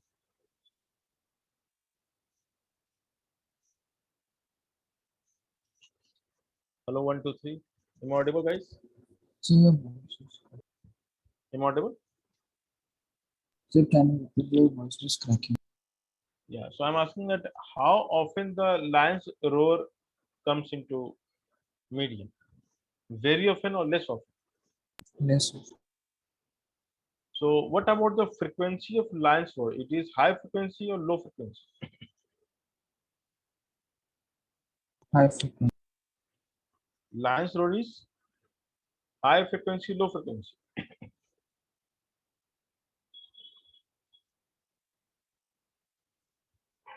Sir, low frequency. See, frequency means how often you disturb the medium. Yes, So sir. lion is not disturbing the medium very often. So lion will roar for once and will be silent for some time. Okay. So the Yes. lion's roar is having high amplitude but less frequency. Now what about the mosquito? A fly close to your ear? High Which one? frequency Yeah. So why and low mosquito amplitude. irritates? Yeah. So mosquito cannot exert so much energy at once. So mosquito will have a small, tiny stomach, and The maximum it can do is a very small disturbance, but mosquito can do it very frequently. Okay. Because of the very high frequency, I mean, you can say the number of times you can do per second is really high compared to the line. So because of the high frequency, it is so irritating to the ear. So sometimes there are some insects which can create the ultrasonic frequency, like bat, owl. So what they do is they create ultrasonic frequency. Okay. So these frequencies are beyond the human hearing level. So we can only hear from 20 hertz to 20,000 hertz. And what is ultrasonic? So which extends the audible range is called ultrasonic. So it goes beyond 20,000 hertz. So bats and many nocturnal creatures they catch their prey using the ultrasonic signals. And God has designed their ear which follows the concept of Doppler effect. So the owls or the bat left ear and the right ear, and let's say the prey is here. So the signal from the prey to this, the frequency received here will be F1, but this will be F. It means they can actually distinguish very close to the change in frequency because of the position of the two ear. Okay, I can't make the back. Okay, anyway. So the whole idea is the left ear and the right ear will understand that because of the not frequency, because of the position, they can hear the difference of intensity. So the intensity here is I1 and here intensity is I2. Now if this is more, they know that the prey is towards left. So they will keep on flying and they keep on adjusting the direction only by throwing the ultrasonic signal and they receive back the signal. So they create the signal all the time while flying, and by precisely following the intensity pattern, they reach the prey without looking at it. So they don't catch prey using, I mean, vision. They catch prey using the sound actually. Okay. So now this idea we have converted into machine also. So we have uh, nowadays missiles which can follow uh, the other missile using the ultrasonic technology. So we also use like technology like the infrared technology. So we use the heat of the engine. So because if there is a fighter plane, the fighter plane will have the engine attached to it, which will produce very high temperature. So that high temperature will create a different kind of you can say radiation pattern, and that is actually detected by the other missile, and they follow the high temperature location. So they're not following the fighter planes or some other missile. What they follow is the temperature. So they're designed to follow the temperature, and that is how they attack the missile. So we can launch a missile, and missile will be called the self-guided missile. So they guide themselves using the temperature pattern actually. So most of the nocturnal animals they don't see their prey. They use the ultrasonic and the difference of intensity to locate it. So the brain is, I mean, their brain is able to map the location with the change of frequency. So they keep on changing the direction of their fly, and they know that they're approaching towards a point where the intensity is maximum. So the God has given them this extraordinary ability, or you can say the brain is designed to process information in this particular way. So every creature is unique in one way or the other. Every creature.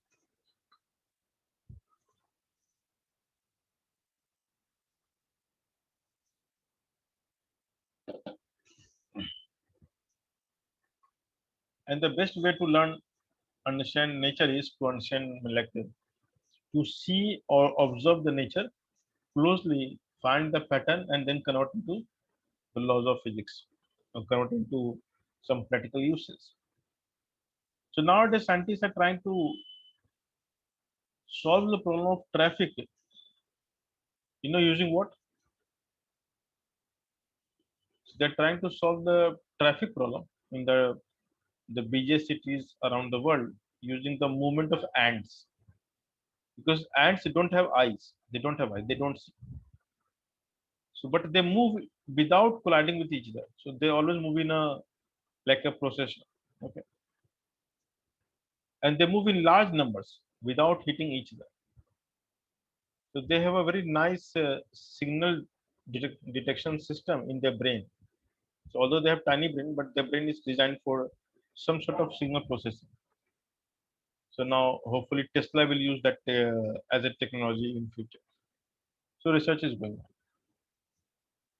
So we learned everything from the nature only. So to design the high speed trains, so we have the bullet trains across the world in Japan, in China, and how they are able to achieve the speed.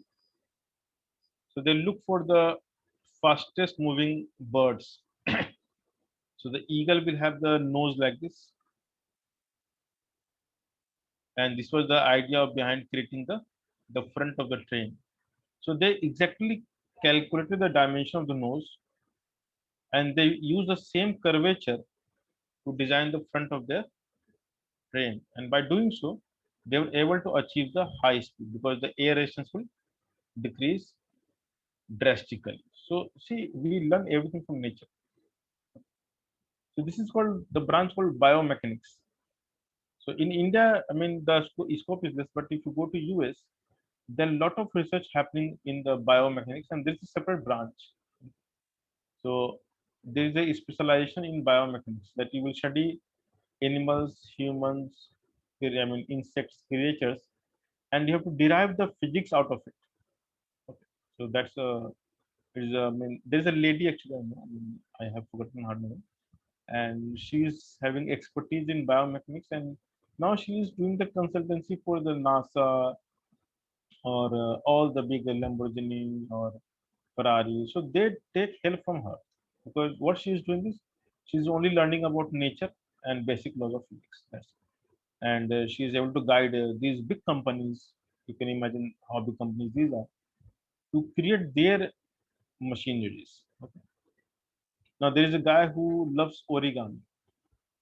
Now he's also helping NASA in creating the satellites, that how satellite should unfold itself, and he is the god of origami because he is a god of mathematics. So origami is all about complex geometrical shape that you can create, and he uses computing and concept of mathematics to create the most complex origamis with more than 100-fold symmetricity.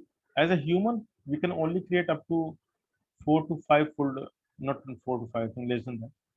So 3 to 4 fold of simplicity we create by uh, manual design, and the computer is able to now create 100-fold symmetricity. Anyway, so many stuff we need to know something basic. So amplitude, the meaning of amplitude is to relate the energy part. Okay, so we know what is amplitude. We have studied in oscillation, SSM chapter. But to understand here, amplitude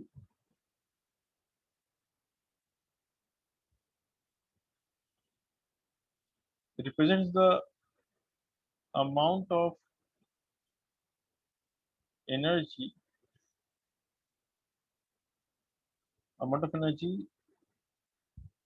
imparted to medium at once. Like at one go, how much you give. So you may supply. See, high frequency means the same amount of energy you throw those many times. So if I say 20 hertz frequency, it means the energy is thrown to the medium 20 times per second. That's the meaning of it. Okay. So you repeat the process of energy throwing 20 times in a second.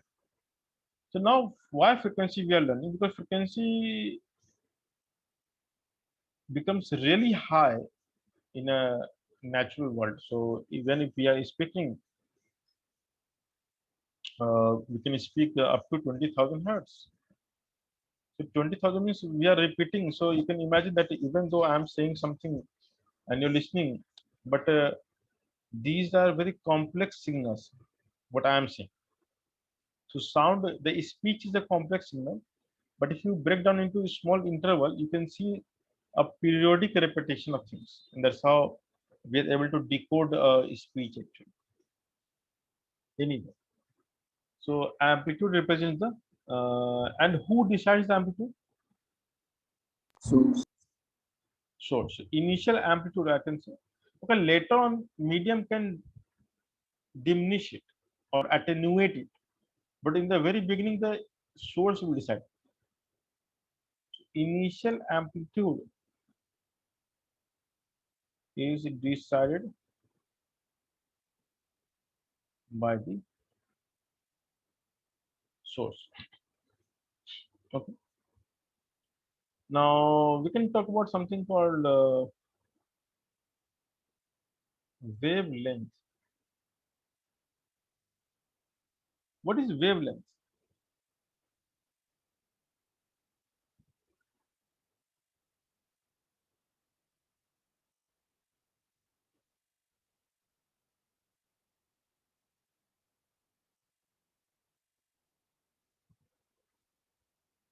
So what is the meaning of wavelength? Is it Distance something between real? Distance between? two consecutive crest or drift. Oh, so what if we don't have crest and trough? What do we have the compression and reflection?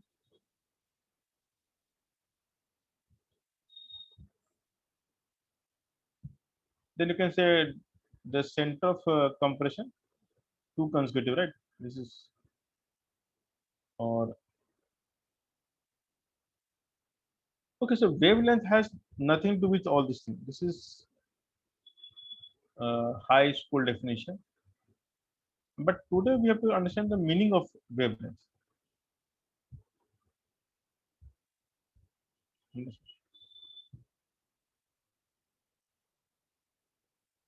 So now today our quest is to understand what exactly is wavelength. What do we mean by wavelength? Do we have something like wavelength in nature?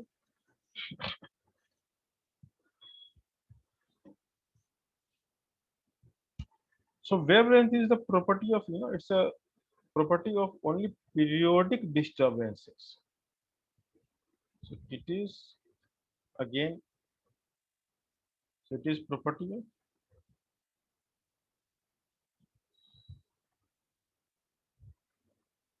periodic disturbances. Okay.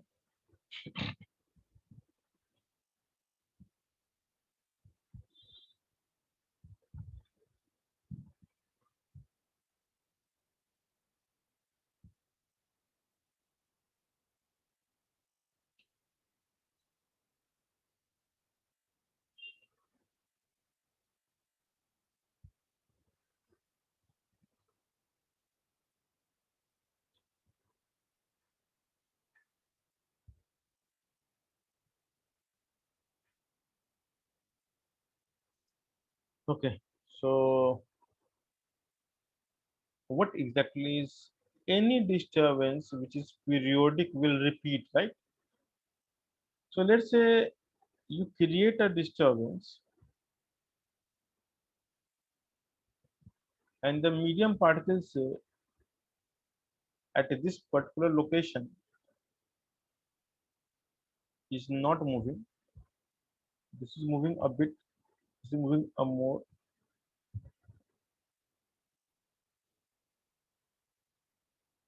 Now this particle is only going up to this height.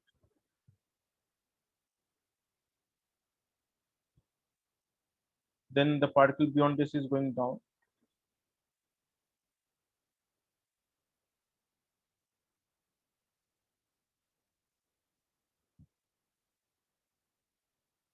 So these particles are moving let's say transversely, because transverse means the wave is going this direction or the disturbance is moving this way.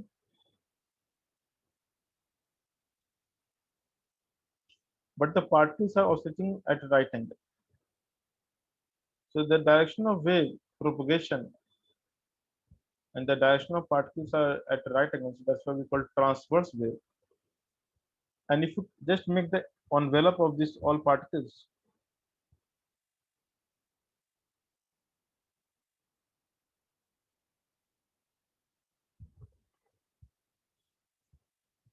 then it will look like a shape. So this is the envelope, just the particles location actually. So I have drawn some discrete particles, but if you draw all particles, it will make a nice smooth curve. So where are the particles? Here, these are particles, and the shape that I have drawn, this shape, this is the instantaneous location of particles which were actually present here. So these are now this is being here, this has gone here, this has gone here, this has gone here, and so on. So now if you draw this motion of other particle, it looks something like this. And there is a repetition, right? So if you look at this particle, where you can get the similar particle, the answer is here. If you look at this particle here, where is the similar particle? Similar means in terms of motion characteristic. So the particle here will move in the way which is similar to this particle. This will move similar to this particle. This will move similar to this particle. In fact, you can choose any particle and you can get a similar particle somewhere here. So the whole idea is if we have a medium and if the wave is moving in one dimension, wavelength is representing that how far you should move from the present location to see the repetition of motion or to find a particle which is performing in a way which is exactly same as where you are located now. So what is lambda? That from any location, if you move lambda ahead, you will get a mirror image of the motion. Are you getting my point? What I'm saying? What is lambda? From the present location, you can look at one particular particle. So let's say you're observing one particle. If you move lambda ahead, what you will see? Repetition of motion. Understood what I'm saying? Yes. So what is wavelength? It is the minimum characteristic separation at which particle oscillate in same phase. That's the meaning of wavelength. So of course the crest will match with another crest which is nearest to it. That's all logical. And trough will manage with the closest trough. That's logic. But not only crest and trough. You choose any point and just choose any point which is lambda ahead. It will have the similar characteristic. Okay, so that is the meaning of wavelength. Wavelength is not something real. This is how we define it. So what we are trying to say. Now we can actually make this. So what exactly is wavelength now?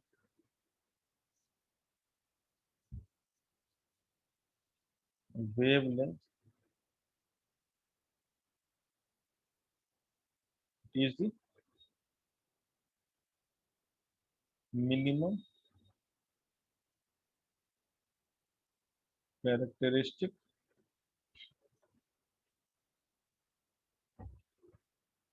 separation between two points of a medium. Now look at this. At which particle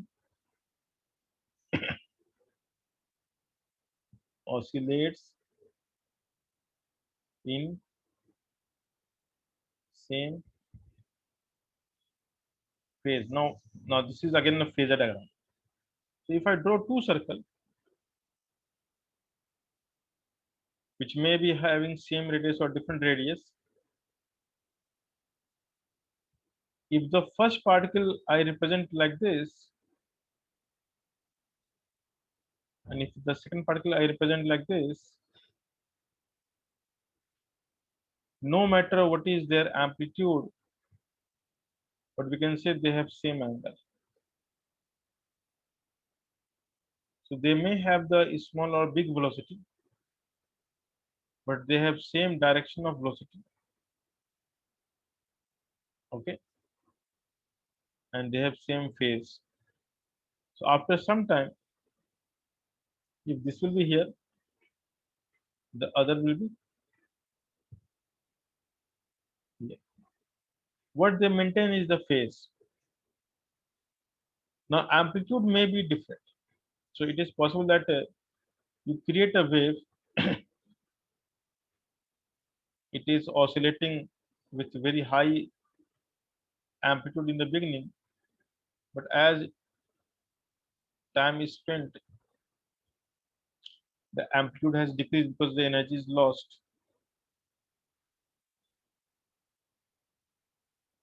But this gap is maintained.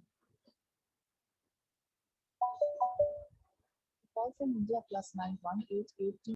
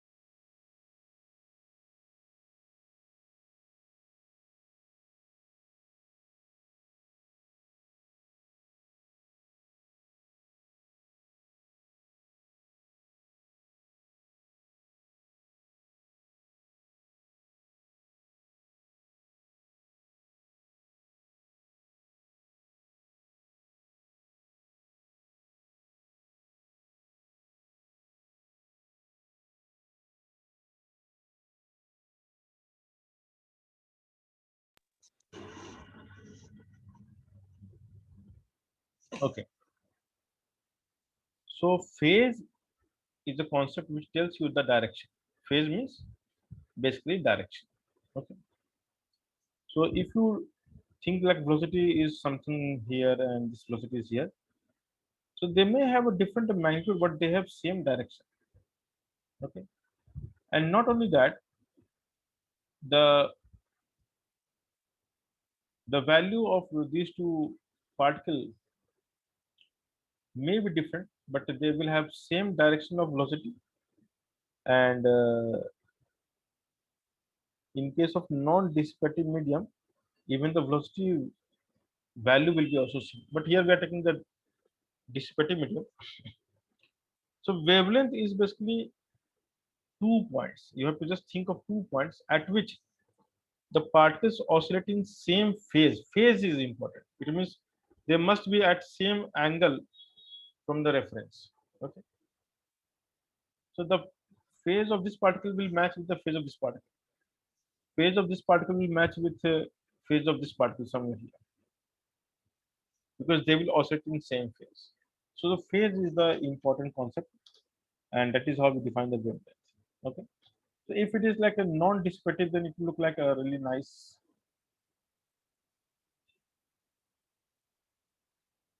And in this case, what I can say, the particle here, you can exactly match here. This will match here. So this is also lambda, this is also lambda. And this will match here. This is also lambda. So lambda has nothing to do with the crest to crest or trough to trough. What is lambda? Just pick any 2 points which are having same phase. Same phase means the tangent at these 2 points must be same. That's known.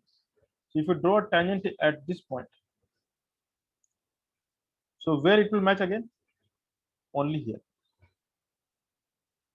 isn't it? And the tangent at this point, see, I mean, of course, this is a diagram which is difficult to draw tangent.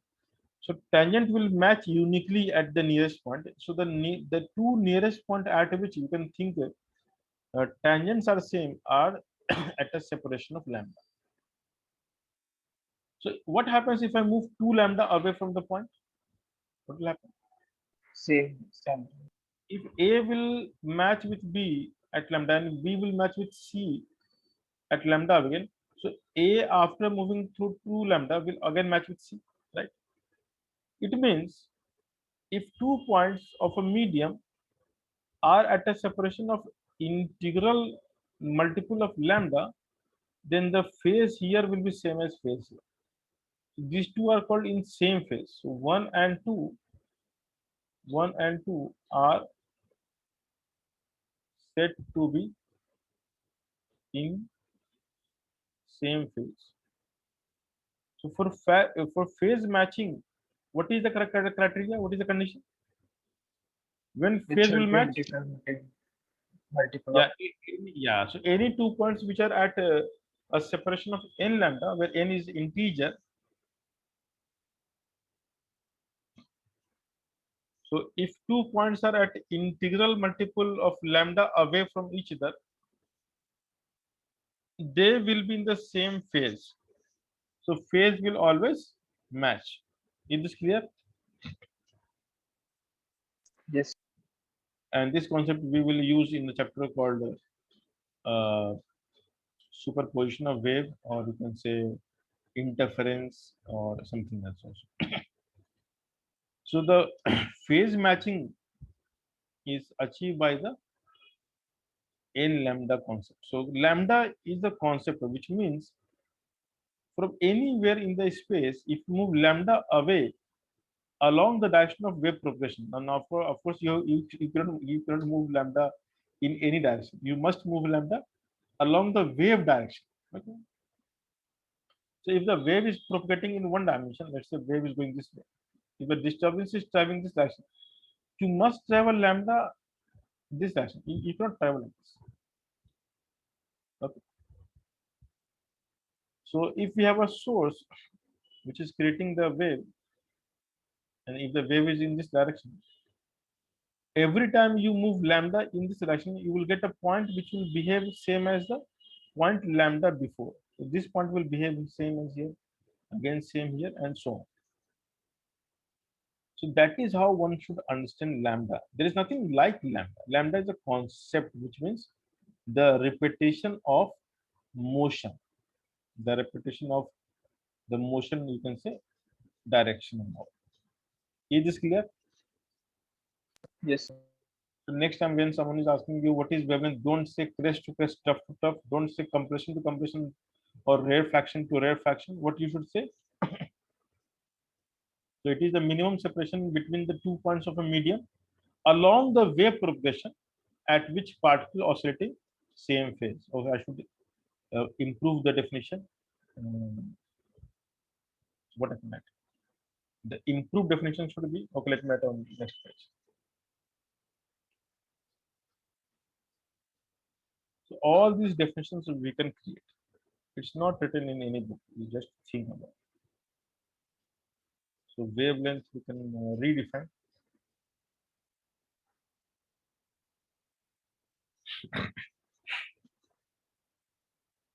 It is the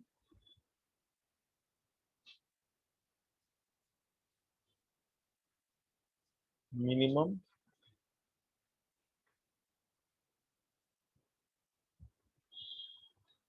characteristic separation between 2 points of medium along the direction of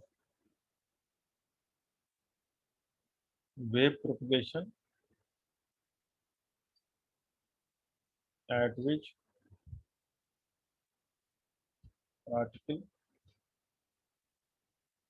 oscillate in same phase.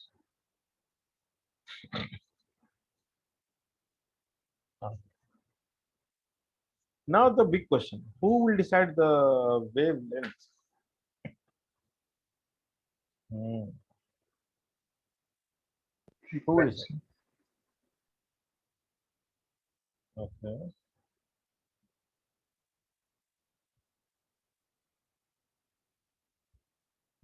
Frequency is the right answer, but frequency is not the only answer.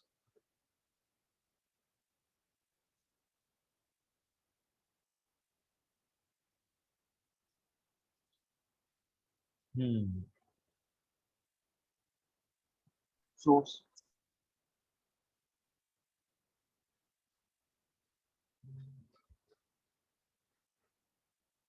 Yeah. So frequency means source, of course, but to take the disturbance from the source and to take it forward, medium will decide how fast it can take the disturbance forward, right? So wavelength is something which depends on source and the medium both. So not only source. So we'll come to something called wave speed or wave velocity. So lambda is defined as the wave velocity, or you can say velocity of wave into time period of oscillation. So in one time period of a repetition, let's say when the source is about to repeat, by that time how far you have gone already. So that distance is called wavelength, v into t, because after time t things will restart, and the t of course is decided by the source, but v is decided by the medium.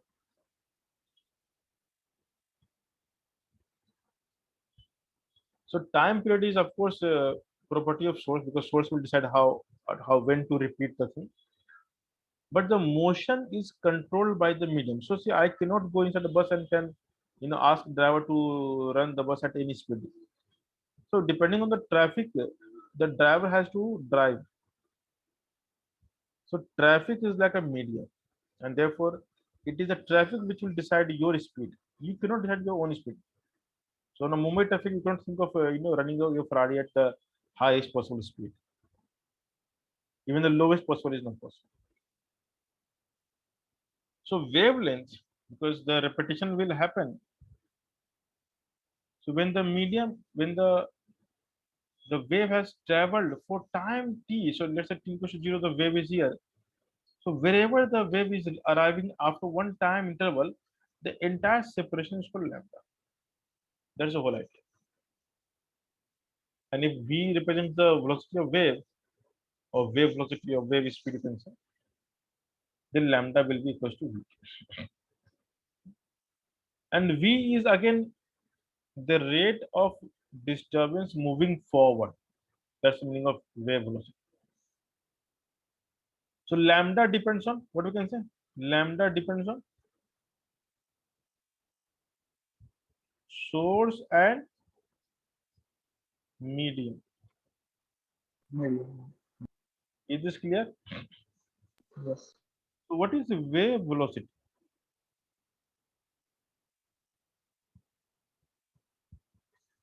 And what is the meaning of propagation of disturbance? So that is something which we need to now focus.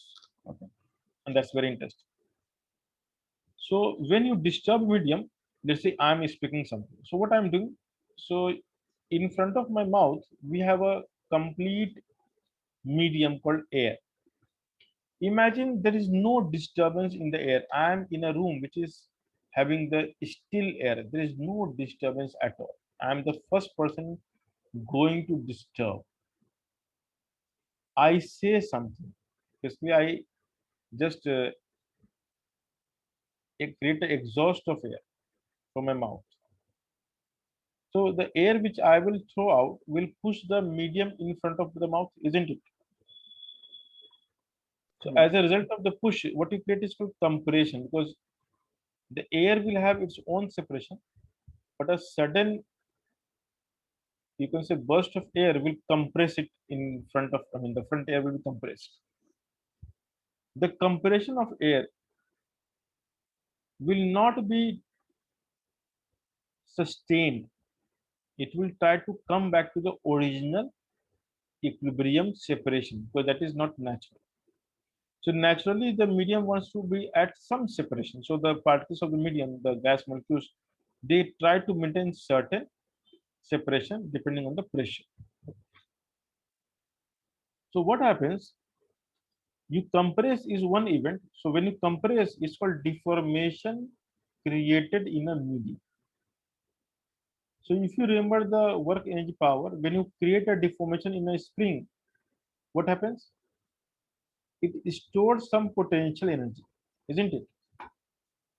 Yes. And when the disturbance is regained, that potential energy is given back to the block, right? Which is attached to the spring. So you can imagine the compressed medium as a compressed spring. So now the medium will have potential energy. Now medium will be having the elastic behavior like a spring, so it will try to go back to the original configuration. As a result, it will impart its energy to the next layer. So next layer will gain the kinetic energy, will move forward, and all the kinetic will convert into potential back.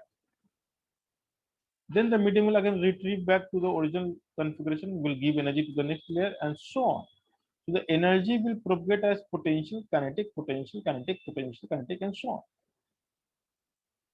Now, the ability to store potential depends on the elastic property of medium, because elasticity is the one which is the storer of energy. Okay.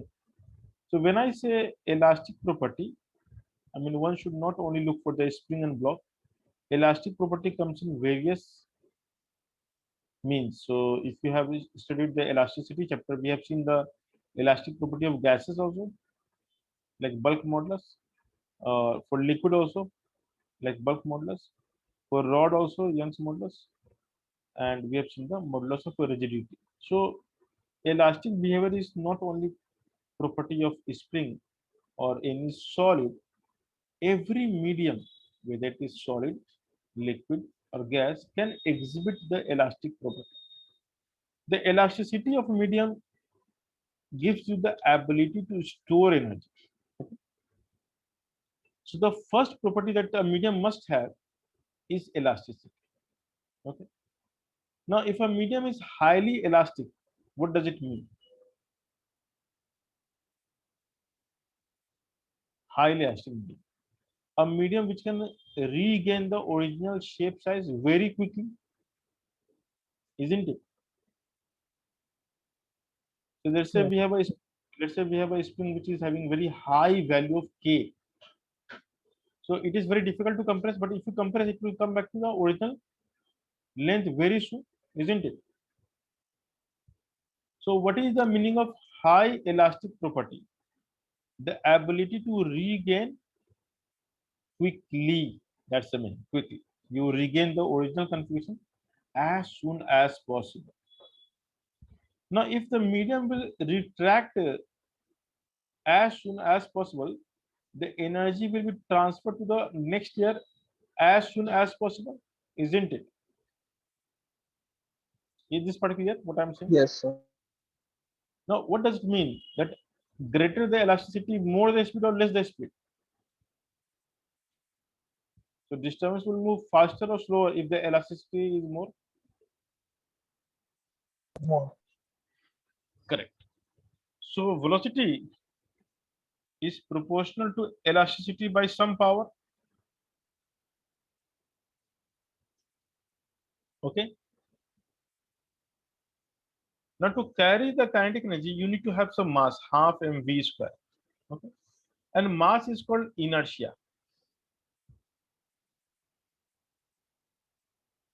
So a medium with low inertia can move easily or with difficulty.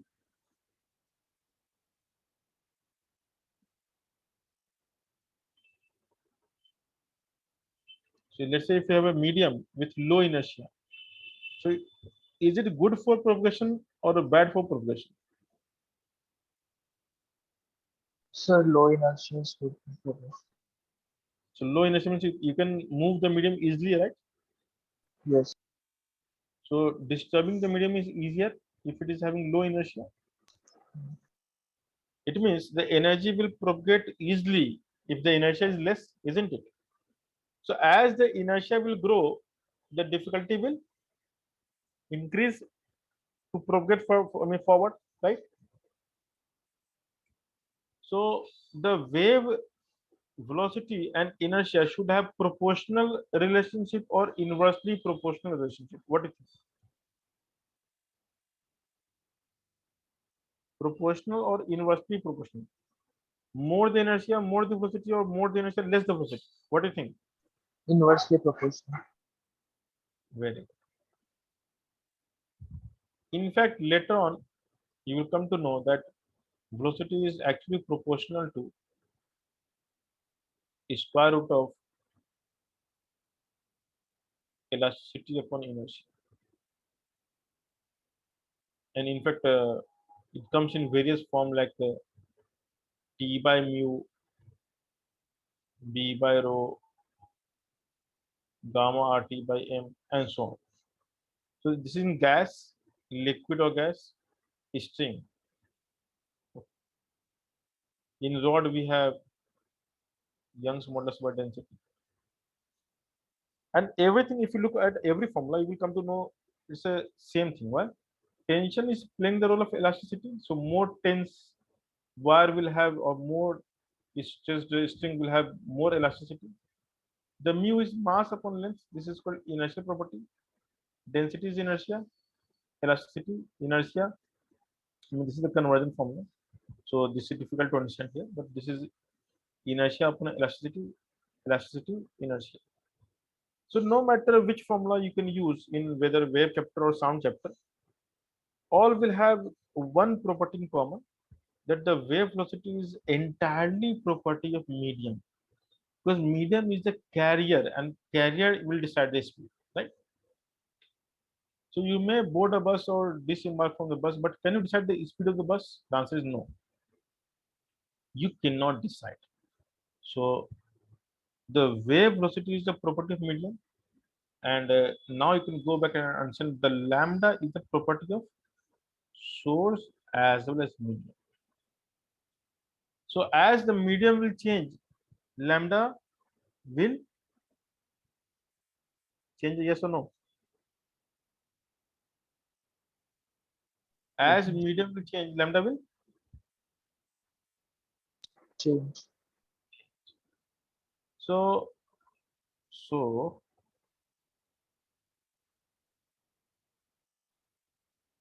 let's say you go from one medium to another medium. So you go from medium 1 to medium 2. Here the velocity is v1, here the velocity is v2. Let's say v2 is less than v1. So when the velocity is less, what we call denser medium. And when the velocity is high, we call rarer medium. So rarer or denser medium concept comes from the velocity, not from the physical density that you normally understand. Okay. So for sound, which medium is more denser, air or water or steel? Which is the densest? Oh, अच्छा, still. The densest medium for sound is air, water, steel. Still.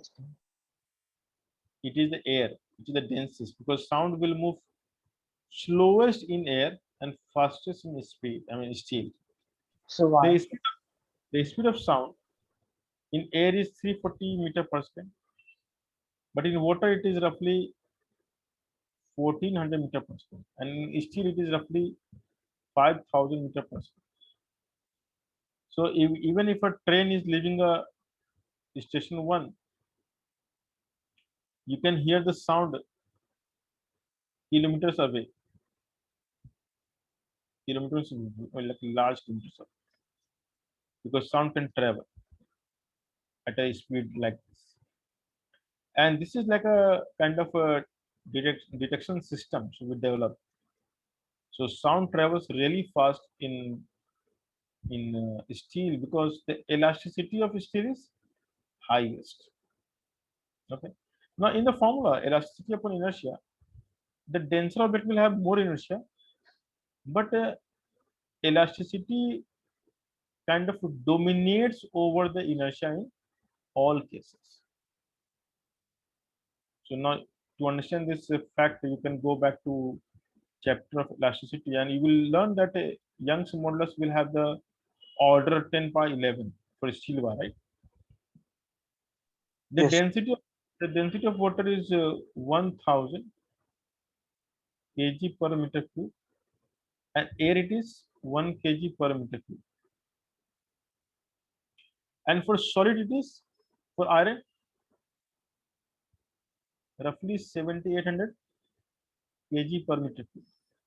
Now you can understand that when you go from water to even iron, the density is increasing roughly 8 times. But what about the elasticity? It increases many times more. It is 8 times. Elasticity will increase 100 to 1000 times.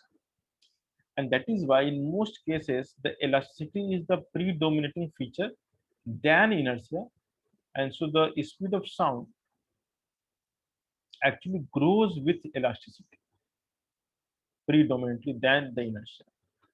So increase of density is not the criteria to understand the speed of sound. Okay.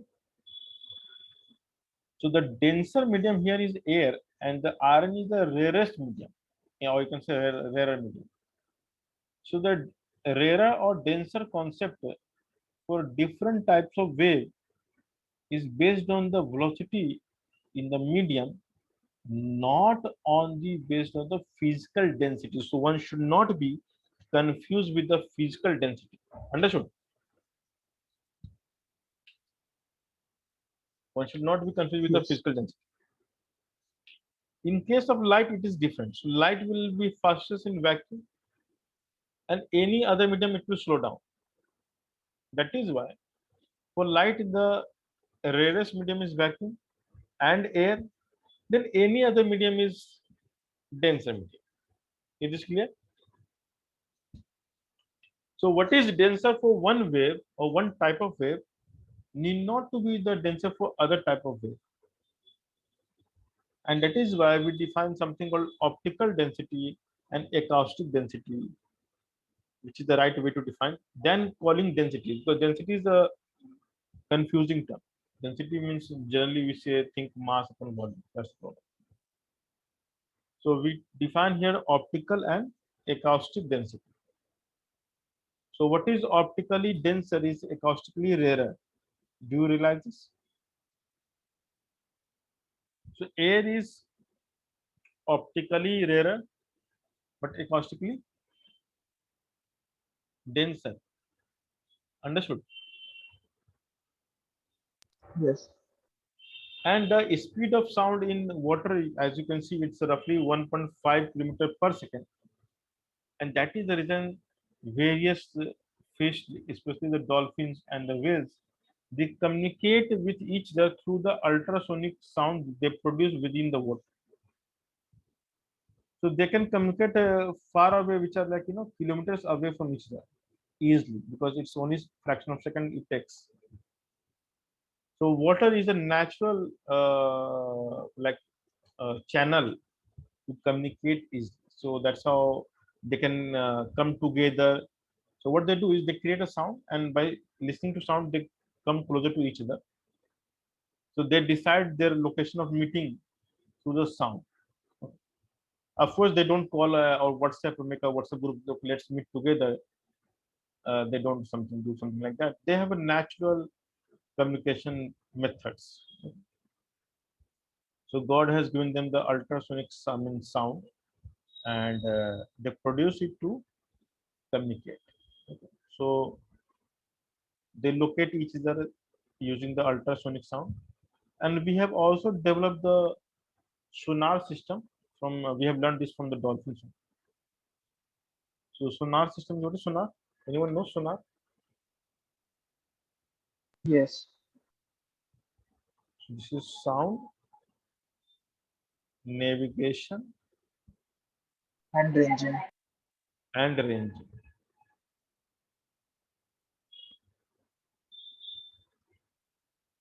So this we use for the navigation purpose. Like let's say I want to know the depth of the bedrock.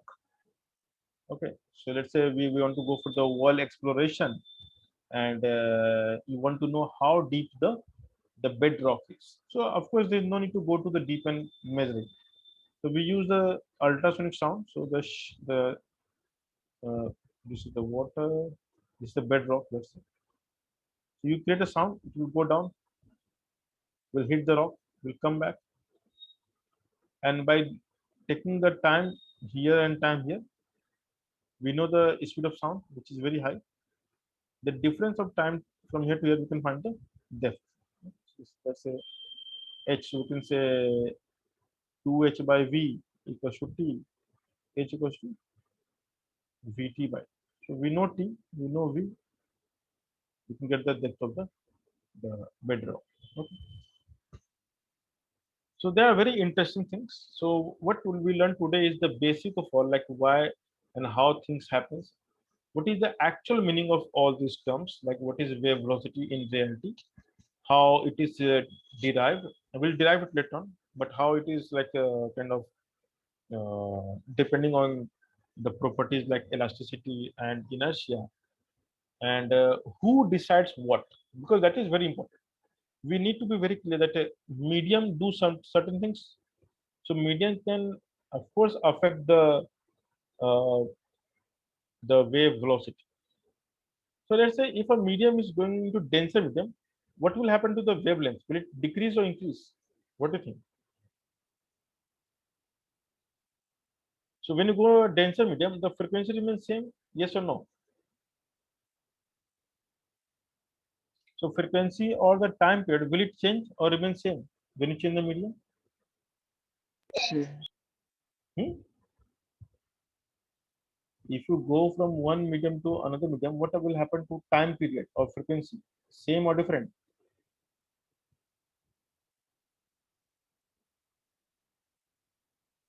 Hello, so hello, one, two, different. three.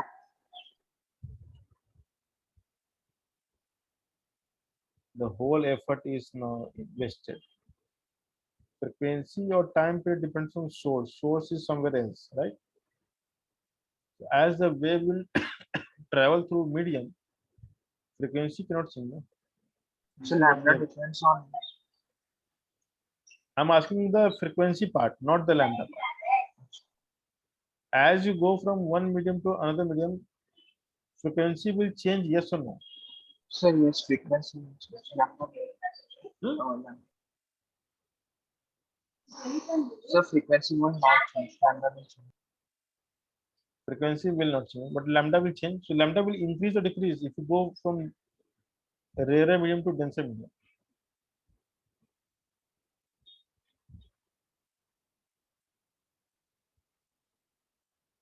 Come on, guys, what you're doing. So lambda is Vt. If V will decrease, lambda will decrease.